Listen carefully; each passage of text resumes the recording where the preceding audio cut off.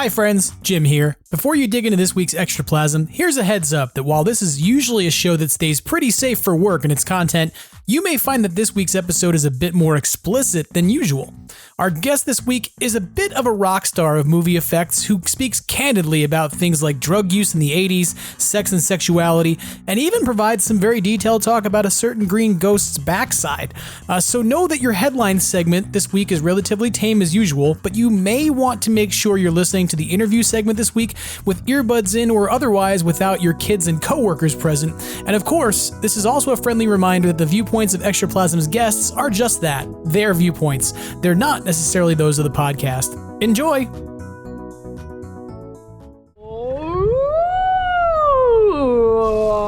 Listen, you smell something? Human emotions are materializing in the form of a viscous psychoreactive plasm with explosive supernormal potential. What a discovery, a psychoreactive substance. Do you know what this equipment is used for? Boggle or Super Mario Brothers? We'll have fun! Yeah! They're still doing it. Really quite good work there. My friend, don't be a jerk. We've got no choice. Call the Ghostbusters. Super Jackpot! Welcome to Extraplasm Podcast. It's the only podcast on the internet that begins interviews with Hollywood effects legends by asking them about the big bootylicious butts of their creations. And as you'll see shortly, that's no exaggeration. I'm your host, Jim Maritano, aka Make Maniac on the internet, and I'm ecstatic to be bringing you an absolutely ectoplasmic, but also somewhat more explicit than usual, episode of Extraplasm. Our guest this week is none other than Hollywood effects legend and man of many ghosts, Steve Johnson, aka the man behind the most important behind in all of Ghostbusters. Steve was responsible for the creation of Slimer from the 1984 film, as well as the taxi cab driver ghost, the library ghost, and so much more, especially when you consider that he went on to work on dozens of projects like Nightmare on Elm Street prop movies, Fright Night, The Abyss, X-Men 2, Spider-Man 2, Star Trek Nemesis, and a ton of other stuff. I mean, that just scratches the surface on his vast resume of literally dozens of films, television projects, etc. And I'm so excited to bring you this conversation with Steve this week as we get into details about Slimer he's literally never discussed before. He shares a ton with us this week about his experience working on the film and how that film gave birth to our favorite franchise. And that being said, I will advise you that Steve is very candid with his details. So this is not the episode to listen to with your kids or your boss in the room. And while Steve shares a ton with us this week, I want to let you know also that we kind of struggle with this audio recording context a bit. And thus you may find that while the conversation is definitely fun and interesting and exciting, and Steve was totally gracious with his knowledge and time, the quality of audio on his end might require a little bit more of your patience than usual. Please stick it out. Not only because it took a lot of effort to clean up this conversation to bring it to you on my part, but also because I truly think the rewards you're going to get from hearing about what Steve has to share with us are worth the minor inconvenience of less than ideal audio that you might experience. So we'll get into that conversation shortly. And again, you should probably make sure that you're listening to it maybe, by yourself or in your earbuds if you're out in the world, so that people at the grocery store don't wonder what you're listening to at certain parts of this conversation, perhaps. But first, I've been away for over a week, and there was only some small international comic book convention that happened while I was gone. So we need to talk about some pretty heavy Ghostbusters headlines. Still making headlines all across the country, the Ghostbusters are at it again. Today, the entire eastern seaboard is alive with talk of incidents of paranormal activity. Call-in topic today, ghosts and ghost busting. Extraplasm, read all about it. Ghostbusters headlines coming at you. To start things off with Ghostbusters headlines this week, let's talk about some Ghostbusters media news. The first exciting thing that you should know that's happening soon is that Cinemark theaters are celebrating the 40th anniversary of movies made in 1984 with some $5 throwback price screenings taking place this month. Dubbed the Big in 84 series, this select set of film screenings will kick off next week on August 12th and run until August 18th, with one film being aired per day. And as you might have guessed, since I'm talking about it, Ghostbusters is among the offerings. Select Cinemark cinemas will be screening the film on August 16th. So if that's the movie you want to see, if you want to see Ghostbusters, you got to go to a Cinemark theater that's participating on the 16th. It's the only day it's being aired. or screened rather. But if you have interest in seeing The Karate Kid, Terminator, Gremlins, Purple Rain, The Last Starfighter, A Nightmare on Elm Street, Footloose, or Indiana Jones and the Temple of Doom, they'll also be on offer again for 1 day. So if you want to be able to check this out, check your local Cinemark or the Cinemark.com website to see if your theater is participating and to get tickets. And to be real, like, this is a 40th anniversary year for Ghostbusters. There was a movie that came out this year alongside it, so there was reason to put the original film into some select theaters earlier in the year. But this is probably the most widespread showing that you're going to see this year.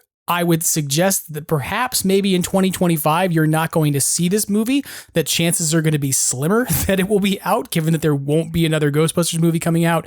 And we're probably not going to be sitting around celebrating the 41st anniversary of Ghostbusters in theaters. To be fair, we'll be celebrating it regardless of what year it is. We'll go down to the Firehouse in New York and have a great time. But movie theaters are probably not going to be doing special screenings of Ghostbusters for the 41st anniversary next year. So if you want to see the original film in all its cinematic glory, consider checking this out while you have the chance, especially if you have a Cinemark near you. If you don't, this is obviously much harder to do, but maybe look around Halloween time. It's possible that maybe you'll see Ghostbusters crop up, especially given that things are happening with the Halloween Horror Nights houses and things.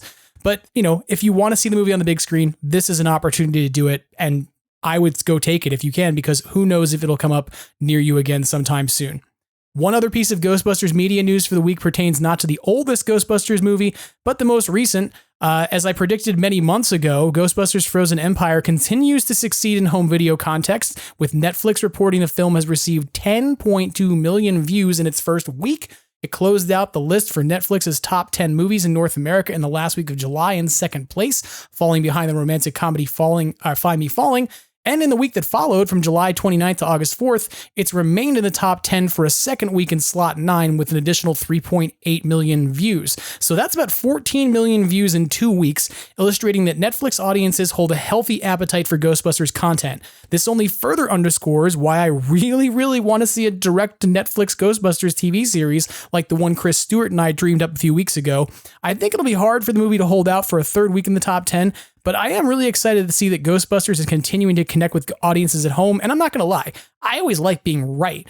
And I said months and months and months ago that this movie, even if it didn't do, $300 million at the box office, was going to be a perfect sit down and watch it in your home kind of film where people would tune in and stick around for the entire thing. And the stats are bearing out on that. When you look at Netflix's statistics on how they determine the top movies, they also report on how many hours or rather minutes, I believe, are being watched of that content. And it works out when you look at the number of people who have downloaded the movie, or rather accessed it to watch it, and you look at how many minutes are being watched, they actually work together, showing that most of the people who are accessing the film are not just like turning it on and being like, what the hell is this? And then turning it off, but instead sticking around and watching the entire film. So this is pretty cool. It's really great to see that the movie is succeeding and doing really well in that context. And I hope that it means that, Sony will kind of take notes from this and see that they can make a Ghostbusters project really succeed if they're willing to do it on streaming media. Because if they take something that they're already putting out in theaters and put it there, 14 million people will go and take a look at it, which is pretty great. One final piece of Ghostbusters media news that I want to talk about real quick is that the popular Netflix series The Toys That Made Us will be releasing seasons 4 and 5 in coming months, although it's not quite clear when. And it's been revealed at San Diego Comic-Con that episode 2 of season 5, or rather the 6th episode they're going to be putting out in this next wave, will be entirely focused on Ghostbusters toys. While it's not clear what specifically they're going to cover, the artwork that was teased at Comic-Con showed everything from the original Kenner figures, Ectoplasm, a vintage real Ghostbusters telephone, the Filmation Ghostbusters, and what appears to be the Mezco Ghostbusters, and even a lone Mattel figure from the 2016 movie. It was the Stay Puft Balloon figure, everybody, before anybody gets upset and goes, "What, 2016? I have to flip out about something." So it seems to be an episode that's going to dig into a lot of Ghostbusters toy history. When we're going to see it remains to be seen, but you can bet I'll be having a viewing party when it takes place. I don't know who's showing up, but I'm throwing it. More details to follow as they become available. Let's talk about some merch news for a few minutes. And given that we've been away for nearly 2 weeks since San Diego Comic-Con, there is quite a bit here to unpack. Perhaps the big merch news that we really need to talk about, and is undoubtedly like the largest reveal of SDCC for Ghostbusters fans, is Mondo's upcoming Real Ghostbusters posable figures, since they're apparently not called action figures. The prototypes of these figures were revealed, and to be realistic, you probably don't need me to explain everything about them because you've had nearly 2 weeks while I've been away to see these and look at them, and the Lord knows there's been enough discussion of them in pretty much every venue that there could be for Ghostbusters conversation to be happening. But in case you somehow missed it, there are 2 packs of figures that are going to be released. The first 2 of which will be Peter Venkman and Sam Hain. The other will be Egon and Boogeyman. These are figures that are essentially for each Ghostbuster are going to be 6.5 inches tall, and they're highly posable, coming with accessories like proton packs and ghost traps and proton streams, with interchangeable hands and heads, etc. And for the ghosts they're going to come with, they're also going to be about 8 to 9 inches tall and come with various accessories, etc. You can go and take great looks at photos from these from ghostbustersnews.com for sure.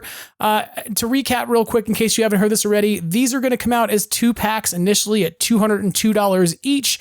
And that will be the only presumed way to get the ghost figures. And from what has been reported thus far coming out of SDCC, it also seems that the Ghostbusters are going to be sold individually for $101. Now, with wacky prices like these, it almost makes you wonder if Mondo was told you can have a license, but you have to charge above $100 per figure, because what else would explain these Price is Right style price tags of like $1 above 100 for one figure and $2 above 200 for 2 figures, other than somebody saying you got to charge more than 100. It makes like no sense otherwise. Are these figures cool? Sure. And the ghosts are without question the coolest part. But there's been some pretty big debate over the last 10 days or so in the community. And I think the big debate that's taking place is not really whether about the figures are cool. It seems to be entirely about cost. And if you're out there saying these figures are too expensive for you, hey, I'm right there with you. But that being said, there's no reason to be angry about it. From my perspective, there have been a lot of folks who have been very heated about this and who are very upset about toys that I'm just going to say are designed for a ridiculous consumer market called kidults, many of whom lack kids themselves and similar dependents that would demand their money otherwise and thus have disposable income from meaningless plastic stuff that makes them happy. And that doesn't pose any judgment. I just mean that, like, quite frankly, there are people out there who are collecting many toy lines from many different brands, organizing them by scale, collecting them in glass cases, and in some instances, devoting entire sections of their homes, or otherwise curating them somewhere to display them in perfectly positioned, cases. And you know what? That's not 99% of us who like the Ghostbusters IP. Sorry. That might be a significant portion of adult toy collectors, but it's like maybe 10% of Ghostbusters fans, especially when you count casual Ghostbusters fans. There's not an inherent overlap between Ghostbusters fans and people who feel justified in buying high-end action figures with 4 sets of hands and 5 alternate faces that will go in a drawer to never get used, and who see gathering them all as a status symbol or a point of completion. In contrast, I think there's a lot more folks out there who are fans of real Ghostbusters and who don't fit that archetype of toy collectors in this same sense, who want to throw down hundreds of dollars to collect stuff like this. And who were instead excited to get the Kenner Classics, not because they were some sort of collector flex, for cool people, but were instead an offering of nostalgia to be shared with their own kids, or maybe with their nieces and nephews if they didn't have kids. Like, let's be real. I don't have kids, but did I buy multiple sets of the Kenner Classics figures? Totally, because I wanted my nieces to experience something I enjoyed when I was a kid and to have a shot at that. And it cost me like $60 for each Wave 1 set that I bought, including the ghosts. Those Mondo figures are the inherent opposite of that. They're instead supposed to function in all of our brains as some sort of noteworthy collectible worthy of an investment at a price point and functionality that is explicitly not for kids or families. And so I think that places a lot of people who bought something like a HasLab pack or like the Trap and PKE meter at $400 thinking I'll get to have fun with my kids or have experiences in my driveway on Halloween and actually do something with this. I think some of those folks are looking at Mondo's figures at double the cost of the last 2 HasLabs for something that will sit on a shelf and look nice, while accessory hands and heads sit in a drawer and they have to tell their kids, don't ever touch that. That may not be everybody. I just think that that's a perspective to consider, that there are some folks out there looking at the cost of these and thinking, hey, This is just an exorbitant amount of money and it doesn't really fit me. At the same time, I think there's a lot of divisiveness over this issue, not just because of the price point, but because there's some people out there who are frustrated with sort of how marketing and influencers speak about how you can make these prices work for you or how you should be because of the value of these figures and or the sculpt and paint level is so high, etc., that you're irrational or unrealistic to balk at the price. Like many of these lines of discourse, I think, are kind of being offered to folks, either from toy tubers or self-proclaimed toy tubers, folks who were off doing panels, folks who were off making videos at SDCC. I think my favorite piece of silly ass marketing speak that I heard with reference to these figures was a Mondo representative talking with Pixel Dan, where a Mondo rep said, "Our goal with these is to bring the sculpting detail and paint application that you come to know and love from our 1/6 figures into the 1/12 scale. It's not us trying to shrink down 1/12 like big box store figures. Our goal is to boost 1/12 so you can get the scale you love and want, but with the detail and paint that your buddies who collect 1/6 have." I heard this and I thought to myself, this feels a bit like telling me that I should buy a Lexus instead of a Toyota to elevate my trip to the grocery store so I can be more like my buddies who drive Mercedes and Audi because they're, more successful than me or drive cars that they think are more of a luxury. It comes across as bandwagon fallacy, as if you have some opportunity to be more like other cool people who are collecting high-end figures rather than illustrating an actual merit to figures at this price point. So let's just say this. If you're feeling the pressure out there right now to buy these or getting upset about it, I want you to think about this and know this. Buying Ghostbusters products doesn't make you a better fan. You're not more loyal to a fandom or achieving a greater level of status by buying plastic shit made in China. Sorry, if you enjoy collecting popcorn buckets, fantastic, that's great, me too. But the fact that anyone gets one means nothing outside of that one person's satisfaction. That's why some of the most cringeworthy flexing during the pandemic came from people taking photos of a shopping cart full of Kenner Classics figures and cereal and marshmallows with like 3 of each figure as if they had suddenly leveled up. You are not obligated or required to buy things to be a fan of what you are a fan of. You're allowed to have whatever relationship you want with this IP as long as it's healthy for you and the people around you. And yes, that means you're not allowed to stock Thorazine in your house without a prescription just because you like to cosplay as Date Night Peter Venkman. But don't do this, right? Like, don't carry around a bunch of anger right now over a thing you're not going to buy. Just choose not to buy it and focus on what's making you happy. Likewise, if you're engaging content that seems to be making the hard sell on a Ghostbusters product and it stresses you out, or it repeatedly suggests that you reevaluate your priorities on what you spend money on to feel like you're part of a community, and that makes you uncomfortable, you have the ultimate option available to you. Turn it off. Then find something to watch or listen to that satisfies you rather than that facilitates being unhappy. But don't spend time rage posting about it or commenting it in threads, because all you're really doing is giving the things that bring you no joy more engagement. And so for those of you who are still wondering, Jim, are you going to buy these? What about you? Well, the answer is probably no. In my context, $800 is 2 plane tickets home to see a dying parent or all of my car insurance, or potentially 2 opportunities to back a HasLab we've been presuming is the 1/12 Ecto that I've wanted for years. And my worry is not that I'll miss out on these figures. I've lived without having a Sam Hain figure for 1987 is when I got my first figure. Somebody do the math. I can't do it in my head right now, but it's a really long time. It's not 40 years, but it's close. It's like 37 or something. And so my worry is not that I'm going to miss out on these figures, but my worry is that because the price tag on these is so high, and because there's going to be a sort of point of pressure for folks to make a choice, especially if there's like thick peer pressure on it, that people are going to have to make a choice between whether they get involved in 2 things they can't really use with their kids or 1. $800 worth of expensive action figures that nobody is going to ever be allowed to touch, or a $400 to $600 car that's also really expensive and designed for inexpensive action figures that you can let your kids touch because if you need a new one, you can find it on clearance at Ollie's. To me, that admittedly gives me the willies a little bit on how the next HasLab will perform and how Mondo may end up doing with pre-orders on their Venkman figure in Q4 as well. But I guess time will tell. And at the end of the day, The most important thing to keep in mind is that none of this really matters. There's no reason for anybody to be losing their mind or getting angry at content creators or anything else. And whether you do or don't buy any of these things bears no relevance on whether you're really a fan of Ghostbusters, whether you do or don't belong in a fan community or any of those things. You should do what brings you joy. And for me, leaving aside any other questions about quality of figures or sculpts or Funko owning Mondo and Funko being a terrible environmental polluter and a dumpster fire of a company in my position. See, I'm never getting these for free, just in case anybody was wondering. Those figures are not going to bring me the joy that other things that cost $800 would bring me. So that decision's really easily made. It works for me, and feel free to make a decision that works for you. If $800 is too much, don't pay for them. Buy something else that you will enjoy, or spend your money on the things you know you need to, whether that's on your kids or on your car insurance or on your rent, and feel like a responsible adult who feels good about being able to take care of stuff. It's totally fine. Don't worry about it if you can't get these, because they are exorbitantly priced. And if you're priced out of that, really who's losing out on the end is Mondo. They're just not getting your dollars as a result. But we should talk for a few minutes about Hasbro and HasLab, since I did bring that up a second ago.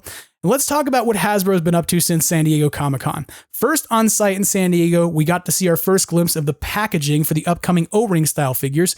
Dubbed the Plasma Pack, the 4 figures are going to arrive in a box that apes the style of the VHS box for Ghostbusters from the 1980s, including faux vintage wear in the details. These 3.75-inch figures were shown off at SDCC alongside the Plasma Series 1984 Ecto-1 and its gurney for proton packs. And if you want to see some great photos of that, head over to ghostbustersnews.com to check them out. If for some reason you thought you missed out on these because you saw them sold out a few weeks ago on HasbroPulse.com, fear not. You can still pre-order them there for sure, because they're back in stock. Or if you're already an Amazon Prime member and you don't want to pay for Hasbro Pulse shipping, know that you can go get them there too. Remember, these are not exclusive to Hasbro Pulse, so if you want to grab them elsewhere, you totally can. And you can even use the link for Amazon that's inside Jason Fitzsimmons' coverage on Ghostbusters News if you need it. It'll probably also help him too, because, monetized links help people who make content who we appreciate. So do that if you're going to buy these. That's my suggestion. Hasbro also had the final engineering samples for the HasLab 2 in a box HasLab that we are expecting to see later this year, shipped out in the fall. And you can definitely find some good coverage and hands-on engagement with them on Ghostbusters News. But I think the best view of these you're going to get is actually over on Adam Savage's Tested channel on YouTube. Norm Chan from Tested and Emily from Hasbro talked a bit about the upcoming release, and she illustrated that these are final engineering samples, that they're working on building the packaging for this at this point, and that they're really in final prototype stages. There's a few other details in there as well about how they've decided to use standardized connectors for the Ghost Trap rather than use one that they designed in-house like they kind of did on the last HasLab for the Proton Pack. So there's some really cool details in there, and you get to see this up close. I want to suggest to you that if you want to see this, you can go over to YouTube and go to the Tested channel and look for a video called First Look at 2024 HasLab Prototypes, but it is a 20-minute long video that looks at all of Hasbro's prototypes. So if you want to look at the Ghostbusters stuff specifically, you can hop over to Ghostbusters News, look at Jason's article on this. He's embedded the video to start at the time code where they begin to talk about the 2-in-a-box HasLab right away. So if you want to take a look at it easily, that's the easiest way to probably get to it. Hasbro wasn't done showing off what we already know about either. At SDCC, when they were, illustrating the HasLab, they kind of continued to tease the next one as well. They revealed a few teasers about the upcoming HasLab, including patches that were available at their booth in the same style as the pins that they had on hand at the Firehouse for Ghostbusters Day in June. As I've said earlier, we presume this is an Ecto 1:112 scale figures based on the teases so far, but when it may be revealed for us to back and what it might include or cost is still anyone's guess. I am keeping my fingers crossed personally that it's actually announced before the Mondo figures, in the hopes that we will get folks to back it before people feel compelled to choose between the two and start looking at the prospect of buying the first of 4 $202 freaking packs of figures that are going to lead to $808 total. So that's my personal viewpoint. I would love to see Hasbro turn around like next month and be like, hey, we were going to do this in October, but we decided to do it in September. So let's just get it done and get the ball rolling on this so I can back it and feel safe, but we'll see. A final piece of Hasbro news that's kind of cool came after SDCC and via Hasbro Pulse. There's a really cool video that was shared on the Hasbro Pulse YouTube channel where Pat from the Hasbro Ghostbusters team, who works in their packaging, and Harry Moore, the original designer of the Kenner Real Ghostbusters figures, sit down for a 10-minute chat. This is a really great interview talking about how the packaging for the original figures was created and the work done to recreate it for the Kenner Classics Fright Features figures. If you're a hardcore Kenner fan, you're going to want to check this out. It's really awesome. Head over to the Hasbro Pulse YouTube channel and look for the video called Interview with Harry Moore for the Real Ghostbusters Fright Features illustrations at SDCC 2024. Okay. So moving out of our discussion of toys for a few minutes, but still focusing on a few other quick Ghostbusters reveals at SDCC, one very cool and likely very expensive piece that was shown off comes from Elite Creature Collectibles. They'll be selling a 2/3 scale replica of the Librarian ghost puppet from Ghostbusters Frozen Empire that was designed by Aryan, whose shop developed virtually all of the ghosts we've seen since Afterlife debuted on screen. It's not available yet, but it's anticipated to be coming soon and to measure in at about 30 inches tall. This is the puppet form of the Librarian that was used alongside the stock footage of the library ghost in humanoid form to scare the living daylights out of Ray Stantz during his return to the New York Public Library. This is a statue, or rather a bust, rather than a functional puppet prop, which I have to say I'm a little bit disappointed by. I would have loved to be able to buy a functional librarian puppet that you could use at cons or on Halloween, rather than just an inert statue, but it's definitely still cool. Elite Creature Collectibles doesn't have this on their website for some reason, so if you want to see it, check out Aryan's social media pages, or of course, Ghostbusters News, as always, has your coverage as well. And speaking of things that are Ghostbusters themed, but also kind of pricey, Premium Collectibles Studios showed off their latest offering in their line of high-end Ghostbusters 1/4 scale statues. They are introducing Winston to the line this time, and that's alongside yet another variant Slimer sculpt. Winston is going to be available as either a standard option or as one of their silver exclusive editions, for which there will only be 150 pieces.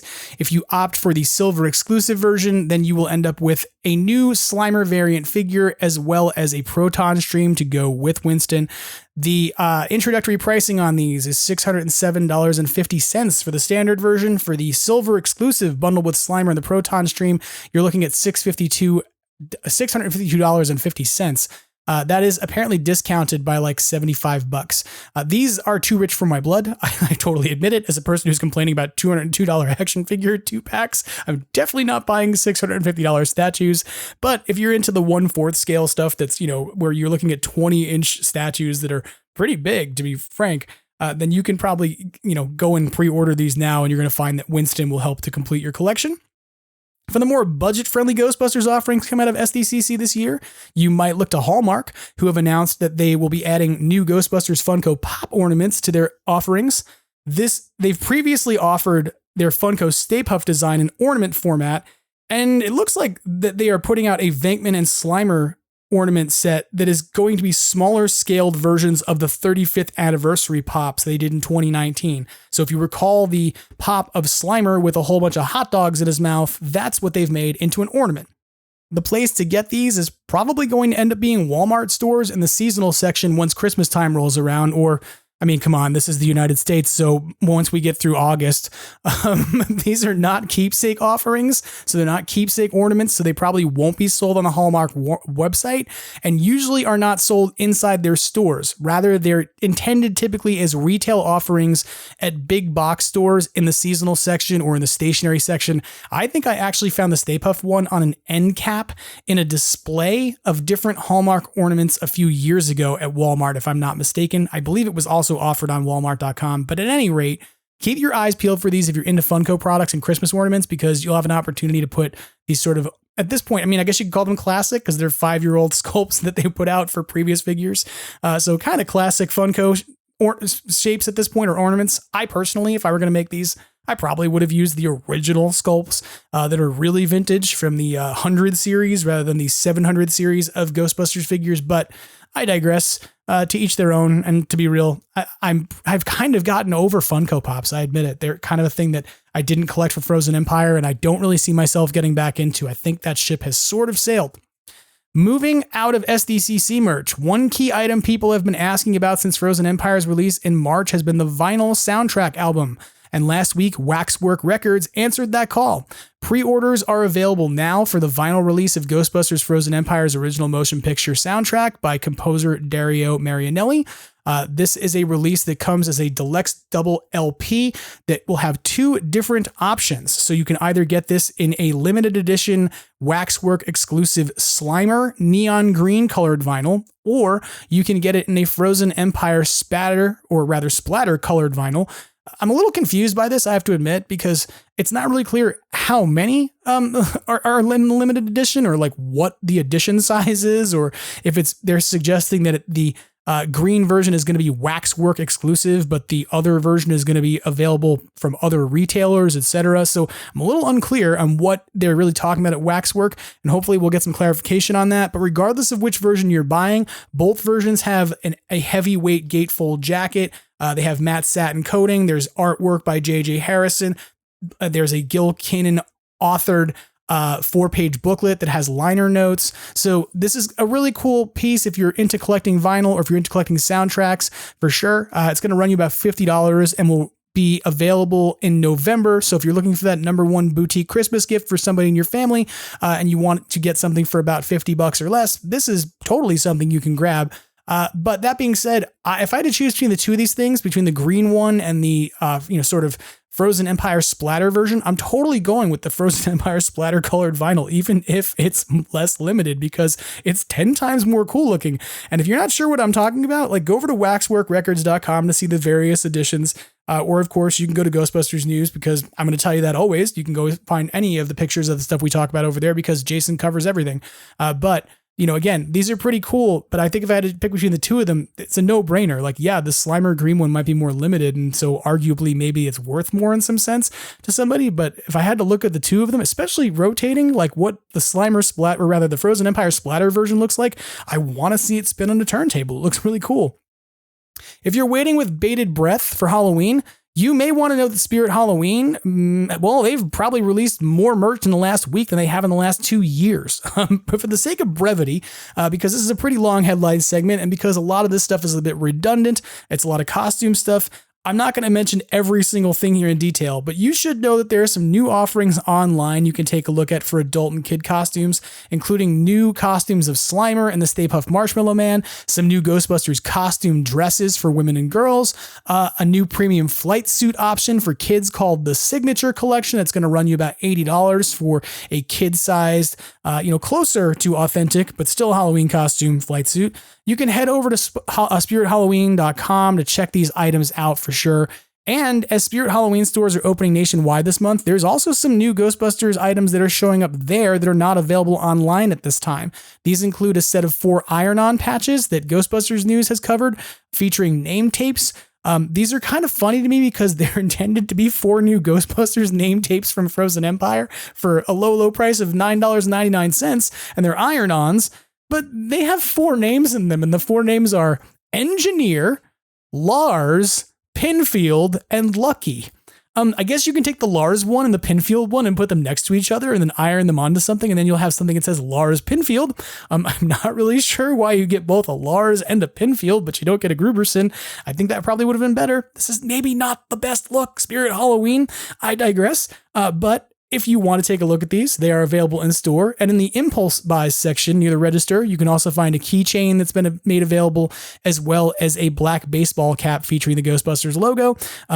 I want to remind everybody, everything at Spirit Halloween is typically half off on November 1st, and many of the things that are left over on November 1st are the things in the impulse buy section by the register. Hint, hint.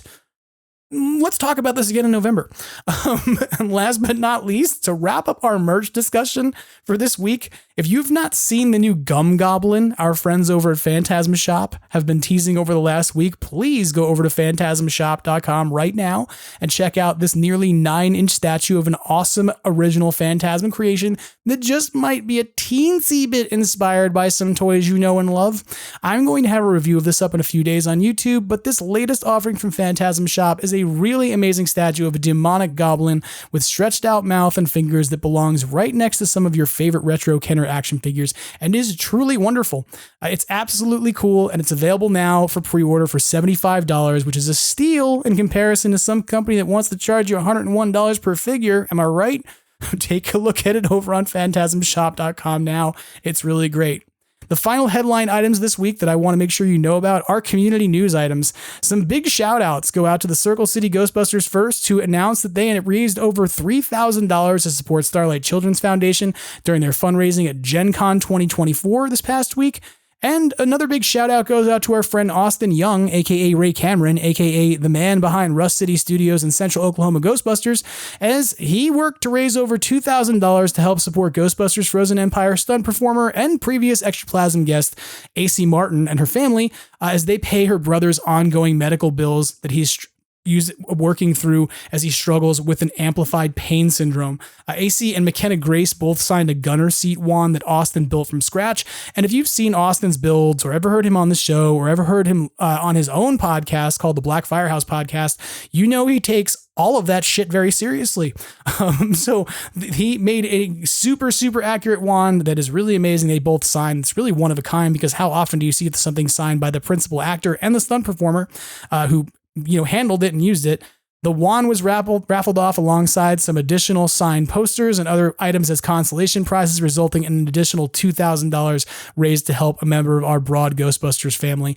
This stuff is the stuff I love to be able to report on the most, even if this has been a long set of headlines related to merch, including a little bit of a Mondotorial, as I'll call it. I admit it, I had to get my licks in too, because everybody's had a shot in the past week. But, even if this has been a long set of headlines related to merch and stuff, I want you to know that this is the stuff I love to talk about the most. I love when we get to have guests on who are talking about something charitable they're doing. So if you're doing something charitable out there, if you're doing something that helps to people out there in the world, and you're doing it under the banner of Ghostbusters, and you want people to participate or to find out more about it, get in my DMs, get in my inbox. There's great things being done out there, and together we can all help each other to do more.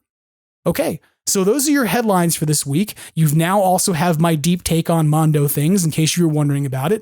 But we're going to go now to my conversation with Steve Johnson as we dig into his experiences sculpting and designing Slimer, working on Ghostbusters, and a ton of other random pit stops along the way in what is one of the most fun conversations I've had on Extraplasm in the history of the show. So let's go now to my conversation with Steve Johnson.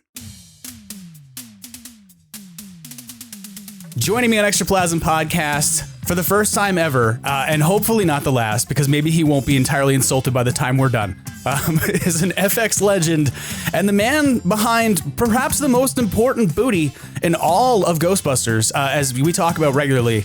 The person who sculpted it and sculpted so many more things, Steve Johnson, is joining us on the podcast. How are you, Steve?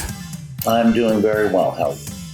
I'm doing great. I'm not sure if that's the first time you've ever been introduced as the most important sculptor of the most important booty in Ghostbusters, but on this podcast... Did you say booty? The most important booty? What the fuck does that mean? It means Slimer. I mean, if you look at Slimer, one of the iconic things about your sculpt of Slimer is he has an enormous ass, and that's part of the rules. I came up with that myself. Strangely enough, I've never talked about this. It was Slimer's profile.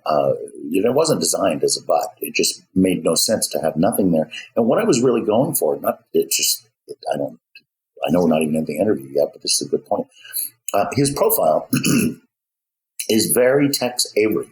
If you look at the back, the way it arches at the shoulders, then there's a real nice swing in, and then the butt comes back out. There's an S curve there, and the prominent butt is a very, very typical cartoon character butt. And Rob Bottin did it also on those aliens he created, wonderful aliens he made for Explorers. He's got that same profile with that big butt coming up. If you look at it, that's Slimer's profile, which Rob got from Tex Avery cartoons. It's really funny. That's tell you something else, even more little known, and this is just my own concept, but I'm sure Fred Gwynn. Take a look at Fred Gwynn when he plays Herman Munster. He arches his shoulders back and he sticks his butt and he makes that S curve because it's just quite simply funny for some reason, and that's why Slimer has a butt. That's funny. That has never been talked about, ever. I don't even think I told anybody I was doing that when I sculpted it. I appreciate knowing that because it's something that we talk about on this podcast, strangely enough, regularly. And Jason Fitzsimmons over at Ghostbusters News, who's a friend of the podcast, he actually has a rating system for Slimers that he uses on his YouTube channel at this point that is based on the number of Slimer butt cheeks. Like he lines them up and says, like, this Slimer toy gets 5 cheeks or 4 cheeks, whatever it is. We feel that your Slimer sculpt is iconic because of like this key feature, and other Slimers that come along are judged as inferior if they lack like a significant derriere, right? And so it's kind of funny. I guess maybe sometimes in the other incarnations of it, you just don't see the butt, right? Yeah. Like think about the cartoon version of him that they ended up making. He just kind of has like a tail that just kind of drops off him, you know? Right. Well, that's an interesting thing. One of the ways that I got, this is really already a great, because I was thinking, another fucking interview about Ghostbusters. Jesus Christ. Not like I haven't talked about, I just did a fucking Predator interview yesterday, a big, huge documentary about Predator, what happened on it. And of course, they wanted to hear all about Slimer. So it's not like I don't talk, but they're going to wheel me out on stage when I'm 99 years old and say, to what do you attribute the enduring charm of Slimer, Mr. Johnson? I mean, I swear to God, it's like Elton John playing, you know, do you think he really enjoys playing your song for the 50 billionth time? But he's got it. That's Elton John. I guess I'm Slimer. I get a traffic ticket. So have you had anything? Cop pulls me over. Have you had anything to drink, sir? You bet, but I made Slimer. Well, why didn't you say so? You go on your way, sir. Yeah, it's ridiculous. What the fuck were we talking about? Oh, the butts. Yeah, the reason I got away with that, and I've never talked about this either. This is great. I hope people listen to this. Is because originally, and I was just thinking about this yesterday for some odd reason, originally Richard Edlund was going to optically animate trailing vapor coming off of his butt and even his arms and everything, so he would be more ghostly, because he is translucent. Not as translucent as I had hoped, but you know what I'm saying? Like a ghosty trail that's constantly moving, ectoplasm. And so they didn't care that I put a butt on him because it was all going to be covered up. And then they didn't do it, probably for money reasons. And I've always been annoyed because I thought that would have been just the kiss of perfection to it. But look what's happened. I guess, you know, they saved a bunch of money and Slimer still ended up being Slimer. Without the ectoplasm, and you get a bonus ass out of the deal. Right. And 40 years on, those of us who are diehard fans of the original, like this is one of the defining characteristics that we hold dear. It's kind of weird, but it's also true that there's kind of this strange, freakish, you know, appreciation for particularly your sculpt and sort of that version of Slimer, and whether or not other Slimers are authentic enough based off of, you know, that key feature, other key features of his teeth, you know, how they're arranged, the size of them, etc. But like in particular, that is a recurring topic of conversation in which I'm involved. So I hope it wasn't weird for me to bring you in and be like, let's talk about butts first thing up. But, you know, you're a legend and this is what I wanted to do. Well, we look at all the good information. We've dug up just by starting to talk about butts. And let me tell you something. I'm an innovator. I'm a trendsetter. I made big butts fashionable long before Kim Kardashian and Cardi B. Slimer is the original big butt. Sir Mix-a-Lot was clearly talking about Slimer, right? He was like...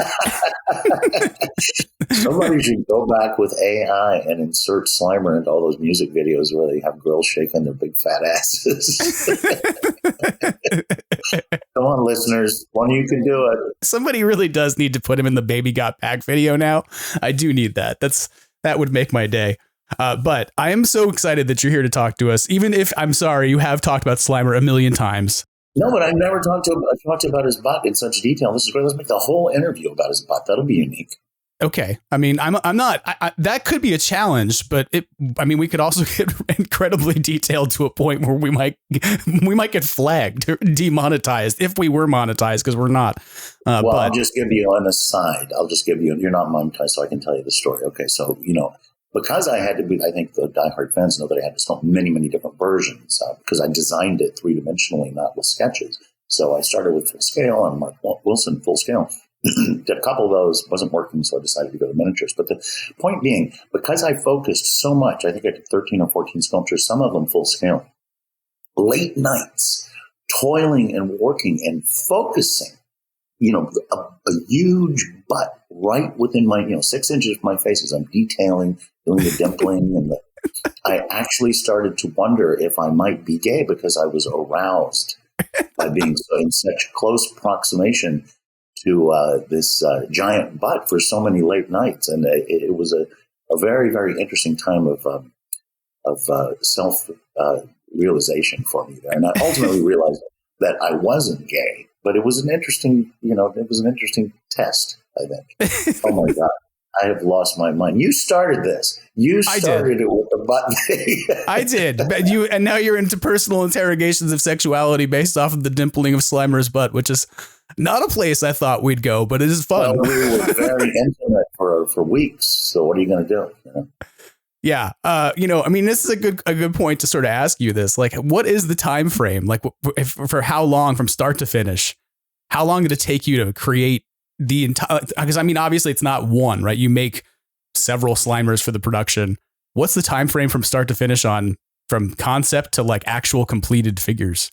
Oh, you really so you want to do a real interview here? You want to actually ask real questions? No, we'll mix it in. Bullshit. I thought we were going to have fun. Let's just keep talking about Slimer's butt. All right.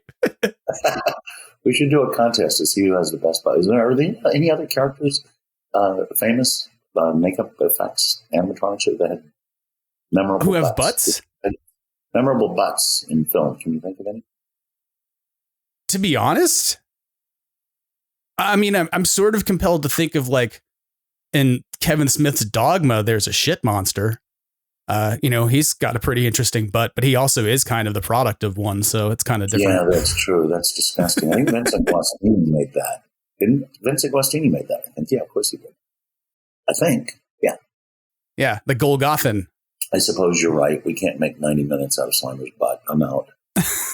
Okay. You want to do a real interview? How long did it take? I don't know. I honestly don't know. Longer than we would have these days, like Arian. Arian's company just made the new one, the animatronic for the Frozen Empire film. And he probably had far less time than I did. Back then we had tons of time because obviously we sculpted and sculpted and sculpted at the same time trying to figure out how to do the thing. I honestly have no idea. 4 months from start to finish? 5 months? I don't know. Longer than we would have these days, that's for sure. It was much more relaxed. I do remember, though, the first day we were going to shoot him, the very first shot we ever shot of Slimer was him popping up out of the hot dog cart. Mm-hmm. And so, we didn't need the whole body. It was just a pretty simple shot. And we hadn't shot him yet. And I had gone to lunch with the crew, and we're all excited. It was all finished. But I made one person stay back. Couldn't go to lunch and celebrate. Because we were shooting at Boss Film Stage. So when we came back, we were going to do our first shot. But I made one person stay back to punch hair on it because Slimer had hair. I don't know if you knew that, but it had very sparse kind of white hair sticking out of his head, which, of course, wreaked havoc with the blue screen. And so after punching all that hair, we just had to make it out anyway. But, that story indicates that we weren't crazy, staying up all night, going nuts, trying to finish it. The sculpture design deadlines were that way, but because it was a pretty simple puppet. I mean, you know how it was made. It was basically I had never seen anything done like it before. And the reason I designed the way Slimer worked the way I did, which was basically just a big, loose, floppy piece of rubber with hands going in it everywhere we could get them so we could manipulate. It was kind of a Henson-esque technique in its simplicity. So, once we had it tested and we knew that we were just going to make a basically inch-thick giant thing, but it did have an understructure. The eyes blinked and they were mechanical. But the construction of it wasn't long and drawn out like the Great Beast for Poltergeist 2 or something like that. It was a matter of, here's a piece of rubber. What can we do to make it stretch and conform and distort in the most funny ways possible? Gotcha. Yeah, I mean, I'm going to totally ask you this question, and I know it is a very much an interview question, and I apologize if it's kind of basic, but for those who don't know, for people who are sort of unfamiliar with the process, what is it? I mean, how do you get from a concept on paper to that actual standing puppet? I mean, obviously there's got to be a sculpting process, a molding process, right? So what are the steps involved for folks? Like if you had to distill it down in a couple minutes. Well, we knew that Slimer, Mark Wilson and I shared a workspace. We were actually in the same room in this labyrinth hall of offices that we had turned into, and a huge warehouse that we had turned into a creature shop specifically for Ghostbusters. We split it with Mark Stetson. He had the back half of the studio, did the model work, and we had the front half and did the creature work. So in one of the offices, that was Mark and my design room and sculpture room, And since he was right there, I said, hey, Mark, you want to wear Slimer costume? He said, sure, because he's right there, so we can do the fittings on him, and he make sure it was comfortable for him and all of that. And also, most importantly, test with it whenever we wanted to. We would have to get a performer because Mark was right there. So we did a live cast of his body, and I used that as a form to sculpt over. But because it was so huge, much bigger than it appears in the film, we made it bigger specifically so we could get a performer in there. And also, that way we could manipulate it more easily. And it was composited into the film slightly smaller, translucent. So because it was such a huge clay sculpture, I didn't want to put 1,000 pounds of clay on it. So I poured 2-part polyurethane all over it. We filled garbage bags. We taped garbage bags on Mark's form, filled liquid polyfoam foam in it. When that rises and expands, it filled it up into this giant kind of, styrofoam shape that I could then carve down. So I carved that to basically look like Slimer, and then I put clay on the outside of that. So I had an armature that way, and it wasn't really heavy. So sculpted, and then we made a mold. We had a great mold making team. We had the legendary Gunnar Ferdinandsen, who had met on American Werewolf and worked with on several projects. We brought him over, along with Richard Ruiz. They both unfortunately passed on, rest in peace, both incredible mold makers. And to have both of them running our studio at the same time, I mean, Gunnar is a legend. He just, he came back from the old days, and he was just as tried and true and straight and narrow. He wore the actual whites that the old Union guys used to wear, and he just approached everything so interestingly. A Swedish guy, very, very, very nice man. Touch of old school there. So Gunnar and Richard molded it in a way that we could get a very thick foam rubber casting out of it. And then we started, making ways that Mark could wear that. His head fit in a skull cap.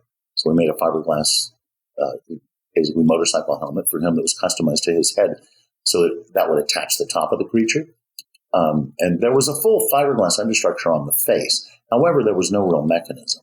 Mark's arms did go through 2 holes in the sides, and then we had foam rubber gloves that were sculpted creature-like. It's just snapped on and kind of hidden a wrinkle, although it didn't hide very well. You can clearly see the wrinkle. I kind of sometimes find it's funny to see that wrinkle perfect, specifically made, and all the reiterations of it. It's like it was a fuck up, and now it's on the toys, It's interesting you say that's sort of the way it came out, because I was talking with Mark a few weeks ago. I had the opportunity to see him after I had seen you, and he had sort of suggested or told this story about how he was not originally destined to be inside the suit performing. And that I found that fascinating, because I had always thought, oh, okay, well, the suit was kind of designed around his form. But at the same time, I wondered, like, where did that decision, or how did that happen? Like, did you start with him as the model because he was there, and then like you figured somebody else would step in the suit? Or did it just kind of... That might have been the case. That might have been the case, because I don't really remember, but I know we did a life cast of him. So maybe we were planning on retrofitting it to the real actor or doing another one on the real actor. In my memory, Mark was always the guy because he was accessible. Had nothing to do with his talent. He was accessible. He was right there. That's funny. Because that's what I was fascinated to hear that from him. I was like, whoa, wait, I thought that was kind of always, it was designed around him. And thus, he was intended to be the performer, but he suggested. Well, it was specifically designed around him. So I don't know where that idea came from. But so in any case, let me get through the nuts and bolts of this. The interesting thing about the way it worked is it's based on a costume, right? But, Mark obviously has legs. So from the waist down, he wore a black leotard. And the way we filmed it was we shot it again in Boss Film's own stages. So it was very convenient for us. We had an optical facility, another facility that had sound stages. And then, of course, we had the creature shop that we shared with Mark for models. But the way we filmed it against a black stage, black background. All the puppeteers were dressed in black. So they went away when it was double exposed optically. So Mark's legs went away. So it made it look like he was flying. Now, he couldn't spin around and stuff, so we made devices like Lazy Susans. So when he's flying around the chandelier, we could actually physically rotate him around. Because remember, he had a lot of cables for the puppeteers that were operating his brows and his eyeballs. So he was tied to cables and controllers. And so when he was flying, for instance, flying toward camera, Richard Edlund, the owner of Boss Film, who actually set his company, Boss Film Corporation, up specifically for Ghostbusters, which was an umbrella Corporation, where he could do the opticals, do the models, do the creatures, and do the shooting of any specific shots that we needed to do, so we can control things against the blue screen or whatever we decided to shoot against. We had water tank effects, all kinds of stuff. So it was a fantastic all-in-one effects facility. It was a wonderful place to work. It was the greatest time, I have to tell you. It was so fun. But what Richard devised is he's the guy that he'd been up in ILM with George Lucas at Industrial Light and Magic, and he's the guy that came up with motion control photography, which is where you move the camera, you shoot against a black background, just suspend the spaceship, move the camera, and then when you print optically the spaceship into the film, it looks like the spaceship's moving because you have no frame of reference. And so that's exactly how we did Slimer moving, with this kind of motion control. It was very cool. So the tongue was also a puppet. That was cool. Just a glove that was sculpted, and we had a guy just doing this kind of stuff. And I noticed I think they did that in Frozen Empire too, a tongue puppet, you know? I believe so. I mean, I'm pretty sure. I had Kevin Mann. They were as absolutely honorable as they could be to the original design. I thought I really liked the new Slimer in that movie. I thought it was incredible. But here's my thought. I thought it was better than the original. There was something about it, some quality.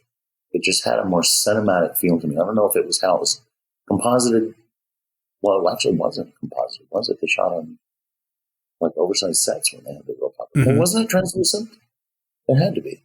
I think that there may have been I think that this is a distinct difference in terms of how I look at the way that model performs in the movie versus the original, is that I believe there might be some CG finishing done. Yeah, that might be it, because it really did look almost too perfect, which I actually liked. It just looked like something you just want to go touch and hug and feel. It was really a cool thing. You could really tell it was there. And like I said, very honorable to the original. And the fact is, I mean, even certain shots, like and performances that I thought were stupid on Mark's part, like when he's flying straight toward the camera and doing this with his arms. It's like, Jesus Christ, Mark, what the fuck is that? And then they redid the poor performance even in Frozen Empire. Sorry, Mark, but he's probably tired. You raised Richard Edlund a couple minutes ago, and it made me sort of wonder, what was that experience like? Like, how did you come on to working on Ghostbusters, and what was it like to kind of be working, under Richard Edlund and sort of working alongside Ivan Reitman and taking direction? These are two folks who are like legends in the industry at this point, who are responsible for, I don't know how many IPs that they've sort of worked on. What was that like for you, sort of coming in, working on that, and how did you get involved in it? Not to sound like a pompous ass, but I always have been a pompous ass. And I was even more so a pompous ass back then. And it wasn't a big deal. I mean, I had already been working in the industry, even though I was really young then. I don't remember. What year did we build this stuff? Or what year did it come out? 84? It came out in 84. So probably you were working in 83. The summer. Did it come out in the summer? Yeah, June. So it had to be the year before. Okay. So it was 83. So I was 23. And full of myself, so I wasn't disrespectful, but it wasn't. I look back at the whole industry now and all the huge people that I've worked with, from Spielberg to Robin Williams. I mean, it's easier to list people I haven't worked with, but I never really thought of it as a big deal. I was so entrenched in it. They were co-workers at the time. They weren't like these guys. I was never. The only time I was ever starstruck, I wasn't even starstruck working with Michael Jackson. Paul McCartney got me. That was the only time I met him in London. It was like, holy shit. But, so, it was just, we were all having fun. I mean, those were really magical days, the Boss Film days, because we were on a roll. I mean, all the greatest hits of the 80s. We started with Ghostbusters. We moved directly onto Fright Night. And Big Trouble in Little China, Poltergeist 2, and then, of course, Predator. So we were just having a blast. Working with Richard was very different than working with Rick Baker or Rob Bottin or Greg Canham, and that, I was really young, fresh off the turnip truck from Texas when I was working with those guys, and I really didn't know the ropes until, I had worked professionally for at least a year or so. Starting to understand the proper professional techniques and materials and that kind of stuff, and getting my teeth cut in the business. So I was more under their control and direction. But with Richard, I mean, I didn't even work in the same building as him. You know, Randy Cook and I split the responsibilities on that show, and we were in charge of that show just as if it was our own project. The only thing we didn't handle was the money. That was it. I mean, we didn't get the jobs in, and then we didn't cut the paychecks. And of course, we didn't do the optical work, but we handled the rest of it very, very autonomously. So it was a playground because I didn't have to worry about the money. Yet I had the safety net of Richard and the corporation backing me. You know what I mean? So it was just incredible. Because I just put a guy on it. You know, I didn't care. Put another guy on it. You want to put quills all over it? Put 10 guys on it. You know, I was just not involved in the money. I just was able to create with absolutely no worries of going over budget or even schedule usually, because we could hire enough people to make certain that we didn't get into crunches. So it was an absolutely magical time, and we were all young, and the cocaine was flowing, and the parties, and the cars, and everything that you expect from the 80s. But, you know, it was going on at that facility in Marina del Rey. It was such a good time. It was so fun. Don't do drugs, kids. Unless you can time travel and go back to the 80s. Then you can do drugs, but not now. It's filled with fentanyl. You know, there's a moment in Frozen Empire, you know, where they kind of they have this discussion with Janine, where Janine pops in and just sort of says, like, it was the 80s. Nobody worried about these things. And I still feel like her character is kind of speaking back to the production in some ways when you hear these kinds of stories. But it was kind of interesting. You said playground. It's true. But, I mean, we get a lot of flack for how, the cocaine flowed so freely at Boss Film Corporation. But it wasn't just the model shop and the ghost shop. It was everybody. I think it's interesting you talk about the idea of it being sort of open and free, because that's something that I sort of heard in talking with other folks who've worked behind the scenes in the last few months. I've had some conversations with people that I haven't had on air who sort of talked about, you know, that it was essentially a young group of people who had an opportunity to come together, and that it was kind of tight knit and close knit, and that folks were really working together and people were kind of hanging out all day, but then also like leaving the shop to go be together at night. And so it was very communal. Oh, absolutely. We were all friends, and we were friends in the 80s with our pockets overflowing with money. I mean, it was a dream come true. It was so fun. And the work did not suffer. As a matter of fact, it was better because we worked harder and longer. But it did. It made, because so many of us were so into it, it made us focus that energy on the work, and you can tell. You can tell. I mean, look at all the work we did out of that company. It looks like it came from a drug-addled mind. All of it. And in Poltergeist 2, you had two drug-addled forces. You had Giger and us. It was unstoppable. This is the way the Thing was done, too. Trust me, the Thing was fueled by cocaine as well, all that stuff. Let me just say about Richard Devlin that he ultimately, and kind of in a way still is, a father figure to me. He was just a wonderful man to work with. And he was, as a boss, he didn't micromanage. He trusted me. He kind of was like a lot of directors say that their job is over once they've done the casting because, they trust the actor. And that's really how Richard approached running both the model shop and the creature shop. It was really, really cool. And as a result of not micromanaging, guess what that does? The people that are doing the work under the manager, if they're not micromanaged, are going to go, holy shit, this is on me. It's my dick on the chopping block. And so that makes you a much better employee, because not only do you want to please everyone that you're working for, the producer, the director, and certainly Richard as well, you want to please yourself, and you want to know that you can take that responsibility, and the buck stopped with you. And that really put your stamp on it, and that made you even more proud of the work you did. And that was a wonderful, and I had not really worked that way with Rick or Rob, certainly not Rob or Greg. Rick started giving me more responsibility toward the end. But as a result of that, I learned to run my business that way, how important it is to give people ownership of what they're doing, because they'll give you 200% as opposed to even 100% if you're telling them B comes after A. And Z comes after Y. If you let them go, they may say, well, wait a minute. What about if we put G before K? That might be really cool. And that's how I always like to work. mix it up. And Richard let me.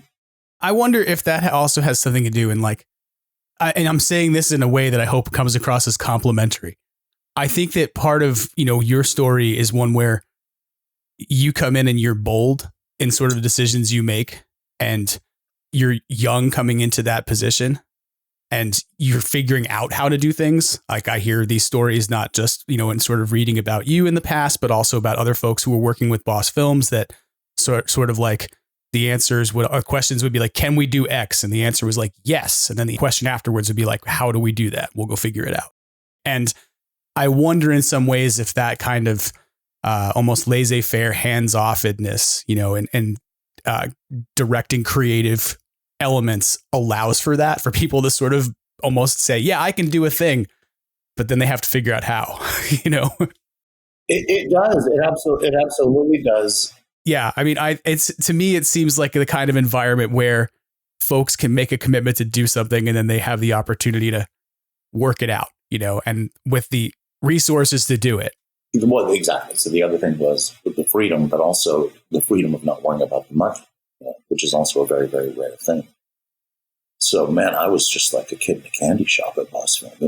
I remember walking from the Creature Shop. It was on Friday night. Walking from the Creature Shop to the stage, and we were shooting. I don't know why we were shooting some insert effect on the transformation, and just beaming, feeling so proud. I'll never forget that moment. Just looking at my feet, holding my head up high, and just feeling so proud of what I was doing. It was magical. The freedom that we had there was, and everybody felt it. And again, like I said, you can see it in the work. I mean, I can't tell you how many kids I meet these days, that are trying to bring that time back. Makeup effect wannabes and all the face-off generation. They yearn for what they think of the glory days of the 80s being, because it's not that way anymore.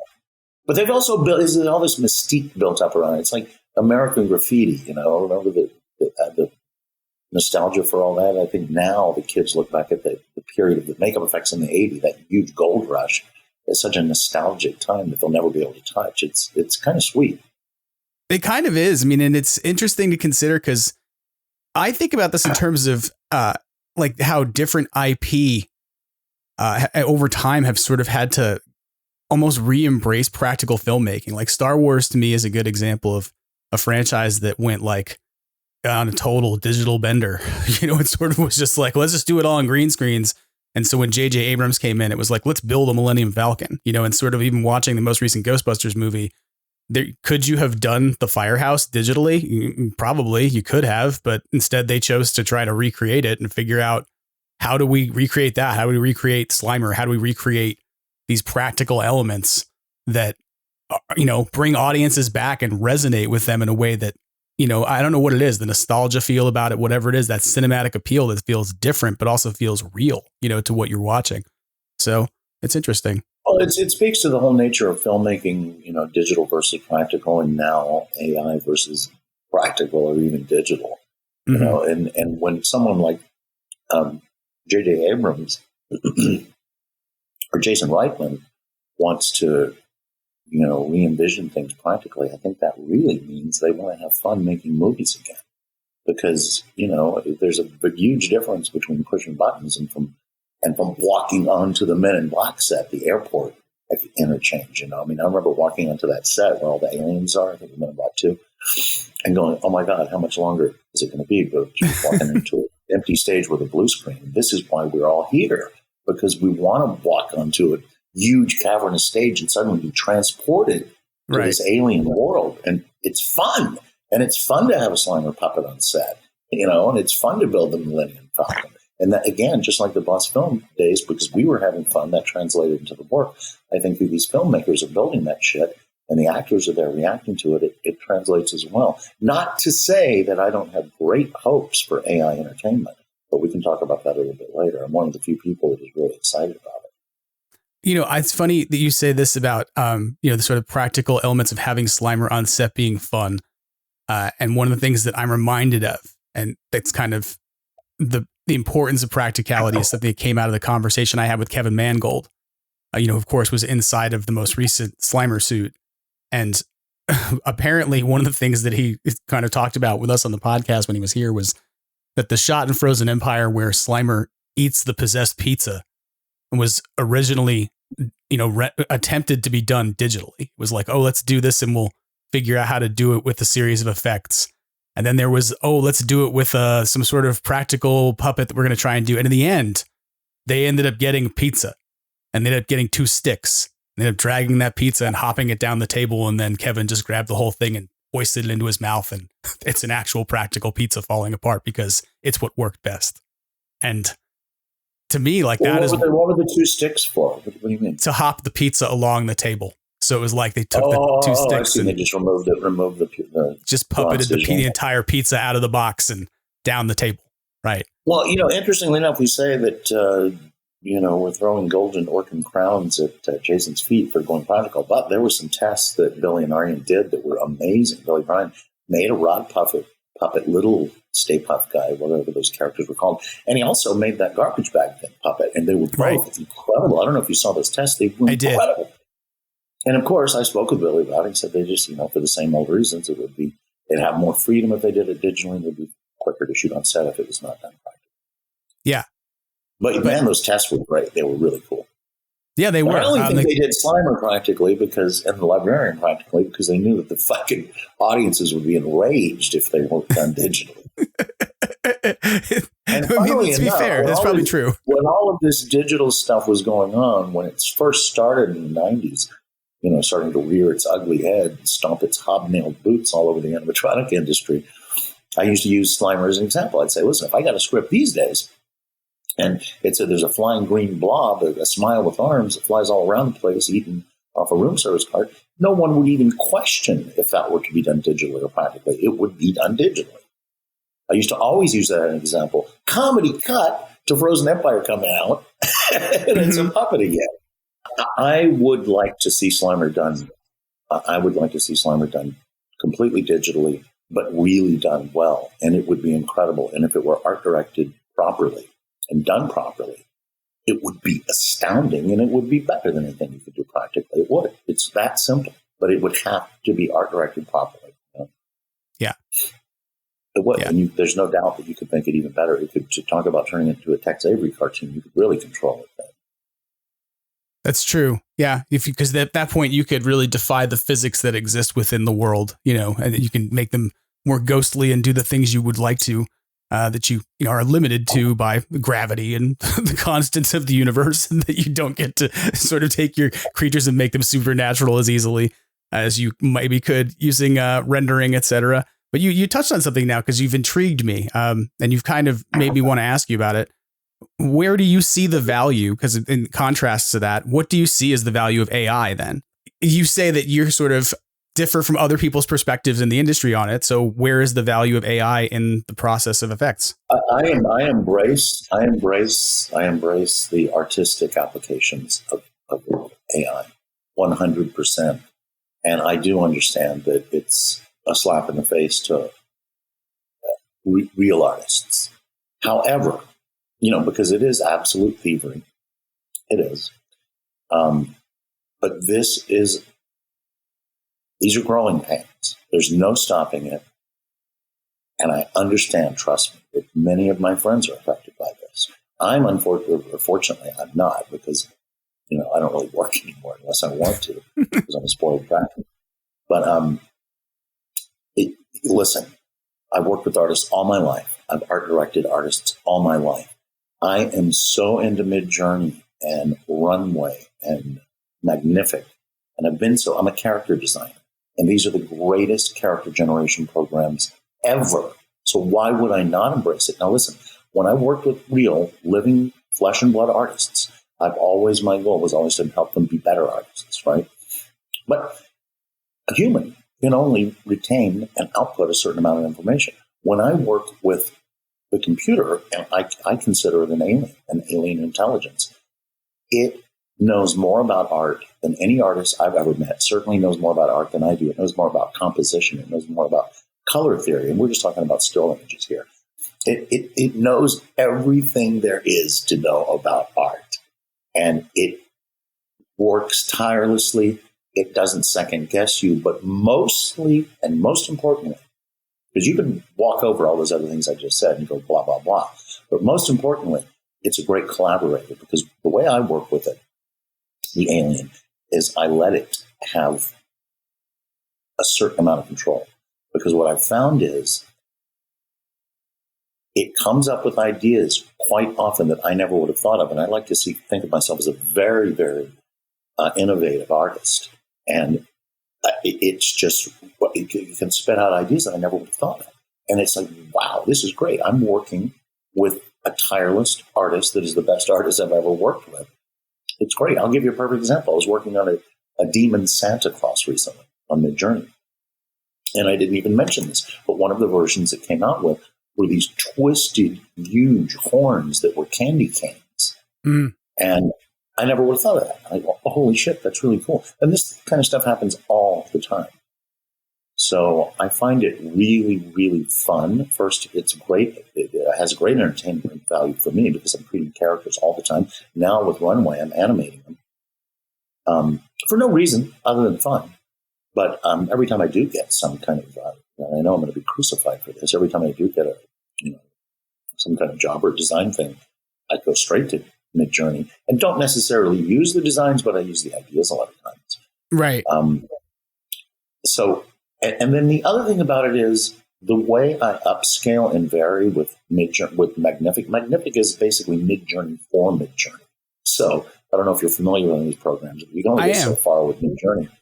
So then I upscale into Magnific, and then I can enhance and control it in a different way. Same thing. Then I take that into Runway, and I can do a million other things with that. So it's a long, involved process. And people say, "What's your prompt?" And so you can get a monkey to type in, a happy dog running, and it comes out with a beautiful piece of work. Well, that may be true, but if you look at the work I've been doing in conjunction with these programs, you can see my style. There's no doubt. It is my style because I'm able to do because I'm really into photography. I'm able to go anywhere in the world at any time of day and do a photo session, a Vanity Fair photo session with whatever model I want, with whatever character I want.